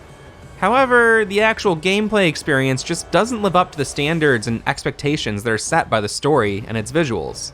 You can run through the game in around 6 hours, so it's not a huge time commitment if you're curious about it. The game ends on a cliffhanger, but unfortunately we never got a sequel due to the lukewarm reception the game got at the time. While Visceral Games is now defunct, much of the team still works together, and they're currently getting ready to launch a spiritual successor to the Dead Space series. So, who knows? Maybe the story could get picked up again. In the meantime, if you can get Dante's Inferno on the cheap, I'd say it's worthwhile. But at its current price of $14.99 on the Microsoft Store, it's hard for me to recommend, especially when a disc copy of a game like God of War on the PS4 is the same price. And you can look up Rule 34 of Dante's Inferno bosses for free. Well, we had to do it to him. M was the audience and it was showing that review package, and now that they've seen the video and heard my thoughts on Dante's Inferno, I must ask, Andrew, have you played Dante's Inferno? I really, really have. Yes, I know you have. I couldn't remember if I told you that I have, but I played this game right when it came out, all those years ago on the Xbox 360. Wow. Did you like it? I really loved it. Keep in mind, I was probably 15 or 16. Did you beat it? I did beat it. Yeah. That was one of the first games that I got that I found challenging and that I actually managed to beat through sheer force of will, because I'm still not very good at games. I was even worse when I was younger. But you were probably motivated by the fact that when you fight the final boss, Satan, you get to see his massive swinging phallus. I had heard the rumors about his giant dong, but not only that, there is very many booby as well. Yes. And I think... And usually presented in a horrific way. Yeah, none of it's good. It's really well done, don't get me wrong. I like all this, I thought the story stuff was really good. Mm-hmm. But it's interesting to see your opinion on the game, however many years. Like 11 maybe? Yeah, since the game came out. So you don't think it doesn't hold up quite as well? You said even at $15, you had a hard time? Well, the cinematics are incredible looking. I cannot believe how well rendered those cutscenes are. They looked great. And I'm sure it got some sort of slight upgrade at some point over the years. Right, maybe bumped it. But I mean, still, incredible realism and just incredible, just the lighting and then the details, just amazing on those. The gameplay, repetitive, but the combat feels mostly good, but there was just all these little parts of the game that just felt very awkward. There was one puzzle that wasn't hard, but I don't know if it was me not seeing what to do, if I was being a silly goose. It was something about, there was a fountain of gold, I think it was in the greed level. I had to look that up. You had to look it up? It didn't make any sense. Yes, it seemed so cryptic at the time. Me and all my friends were stuck at that point at the same time, and I remember my friend calling me after he finally figured it out and trying to explain it to me over the phone as I did it. I had to look that up. There was a couple other puzzles, because when they present a puzzle, they do kind of zoom in and show you this is kind of what's going on, and then you gotta figure it out, but I could not understand what they were trying to communicate at all. Specifically in that part, I was very lost, and I was like, what? How dumb am I? I can't figure this out. Stuff like that where it's just it feels like it was not totally thought out. Maybe I'm an idiot. There's a couple That's always a caveat I want to put out there, but yeah, same here. Yeah, there's just certain things in the game where you go, oh, the scythe's pretty cool. The scythe is pretty cool.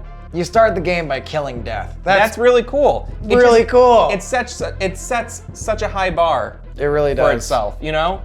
To start off with one of the most epic ideas for a battle ever. I died a couple times the first time. Kill death? Yeah, you're and then it's it's hard, you know, it's hard to maintain that pace once you set the bar that high as the first thing you do in the game pretty much. Yeah. Anyway, I'm not saying it's not worth playing. Worth $15? A lot of new games cost around $15, $20. I'd say if you can get it on sale, go for it, for sure. All right. $15, you might regret it. Go to hell, Matt. All right. And now, the guy who spends way too long deciding what to buy during a Steam sale. Steam sale alert. A Steam sale!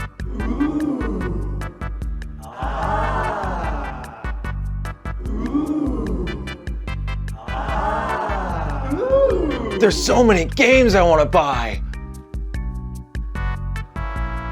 Oh, but I only have so much free time to play games. I must choose which game to buy.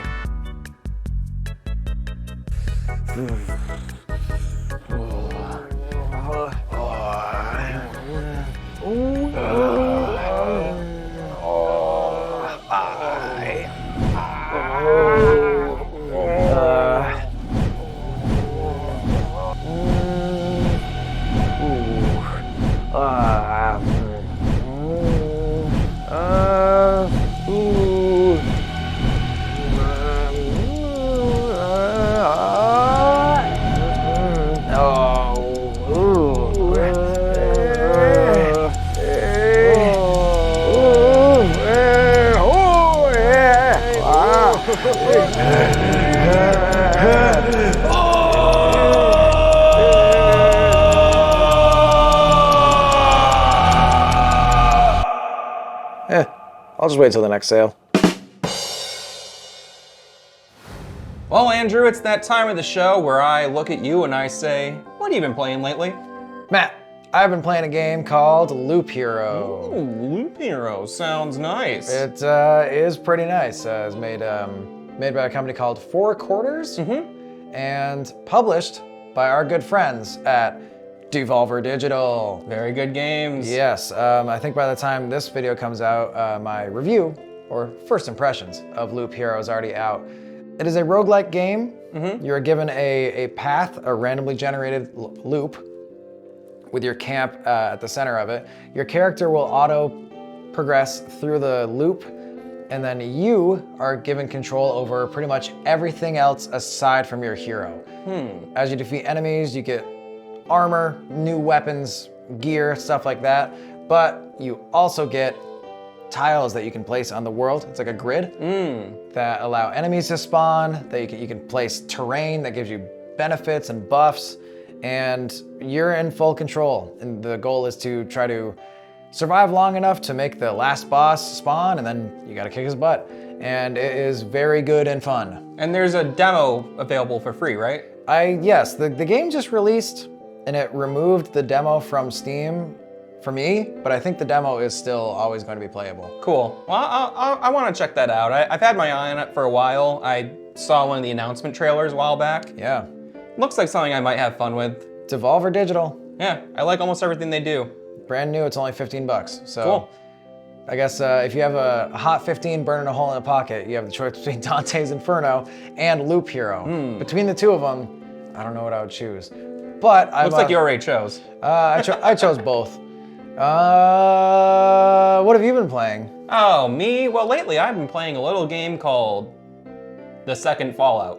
Oh, Fallout 2. That is, they stylized it too. They said The Second Fallout. What do you think about Fallout 2? Wow, wowzy, wow, wow, wow. I thought the first one was Fallout 3. I really like it a lot. I had tried to play Fallout 1 and 2 a few times in the past, and they're difficult games. You gotta be in that mindset. Yeah, it's, you know, like an old CRPG, they're a commitment. You really gotta be committed to it. Yeah. And it's not gonna hold your hand at all. I've had a couple times, I'm a big Elder Scrolls fan, where I'm like, I'm gonna go back and play Arena and Daggerfall. Oh yeah. And then I get about an hour into that. Yep. Which is 2 hours total, because it takes a long time to set up, because sometimes that shit just doesn't work. Yep. And I can't do it. I give up. I'm like, this is so incredibly hard. You gotta be willing to put in the time. It's like a job. Right, so I also recently played through Wasteland 2, the director's cut, and played through the first maybe 6 to 10 hours of Wasteland 3. And you enjoyed it? Loved it. So good. And what I didn't realize, because I hadn't played through Fallout 1 or 2 since playing Wasteland 2 and 3, was that those are just like secret Fallout sequels. Yeah. Those are like, if the timeline split and there's the first person, third person, like Bethesda Fallout games, and then there's like the original Fallout timeline, like Wasteland is just those games. I don't see why they can't just make it Fallout. Well, intellectual property and copyright and everything, but now that Microsoft owns all of those properties. It easily could happen. Yeah. All of the studios that have worked on The Outer Worlds, which is again, kind of like New Vegas team, I think, and a lot of those folks, doing the Bethesda-style Fallout game. It's first person. You can do the third person, I think, but that's, you know, it's in the mold of Fallout 3 and 4. Yeah. However, Fallout 2, Wasteland, that's kind of the direct mold of the old isometric Fallout games, and after like realizing like, okay, it's a slow grind for the first hour or two because you're very literally like useless. Yeah, you're just like defenseless. you're just some poor villager. And that's it. Like you have nothing. You don't know anything. You're not a vault person? No. No. Are you not in the first two games? In the first game, I believe you are a vault dweller. In the second game, you are not, for sure. And I don't want to give anything away, but you are looking for a vault. Well, Matt, I'm sick of hearing about what I've been playing and what you've been playing. Why don't we ask somebody else what they've been playing? Okay. You do it. it. Okay. Hey, what have you been playing, viewer? I want to know. No, please. not them. Fuck. Leave a comment, let us know, and when you're done commenting, be sure to like and subscribe, hit the bell for notifications. We upload all the time. many videos. It sucks. It sucks how many fucking videos we have. I really hate how much videos. I really hate how many videos we make. Yeah, it sucks. I'm done. This is over. It's all done. Okay.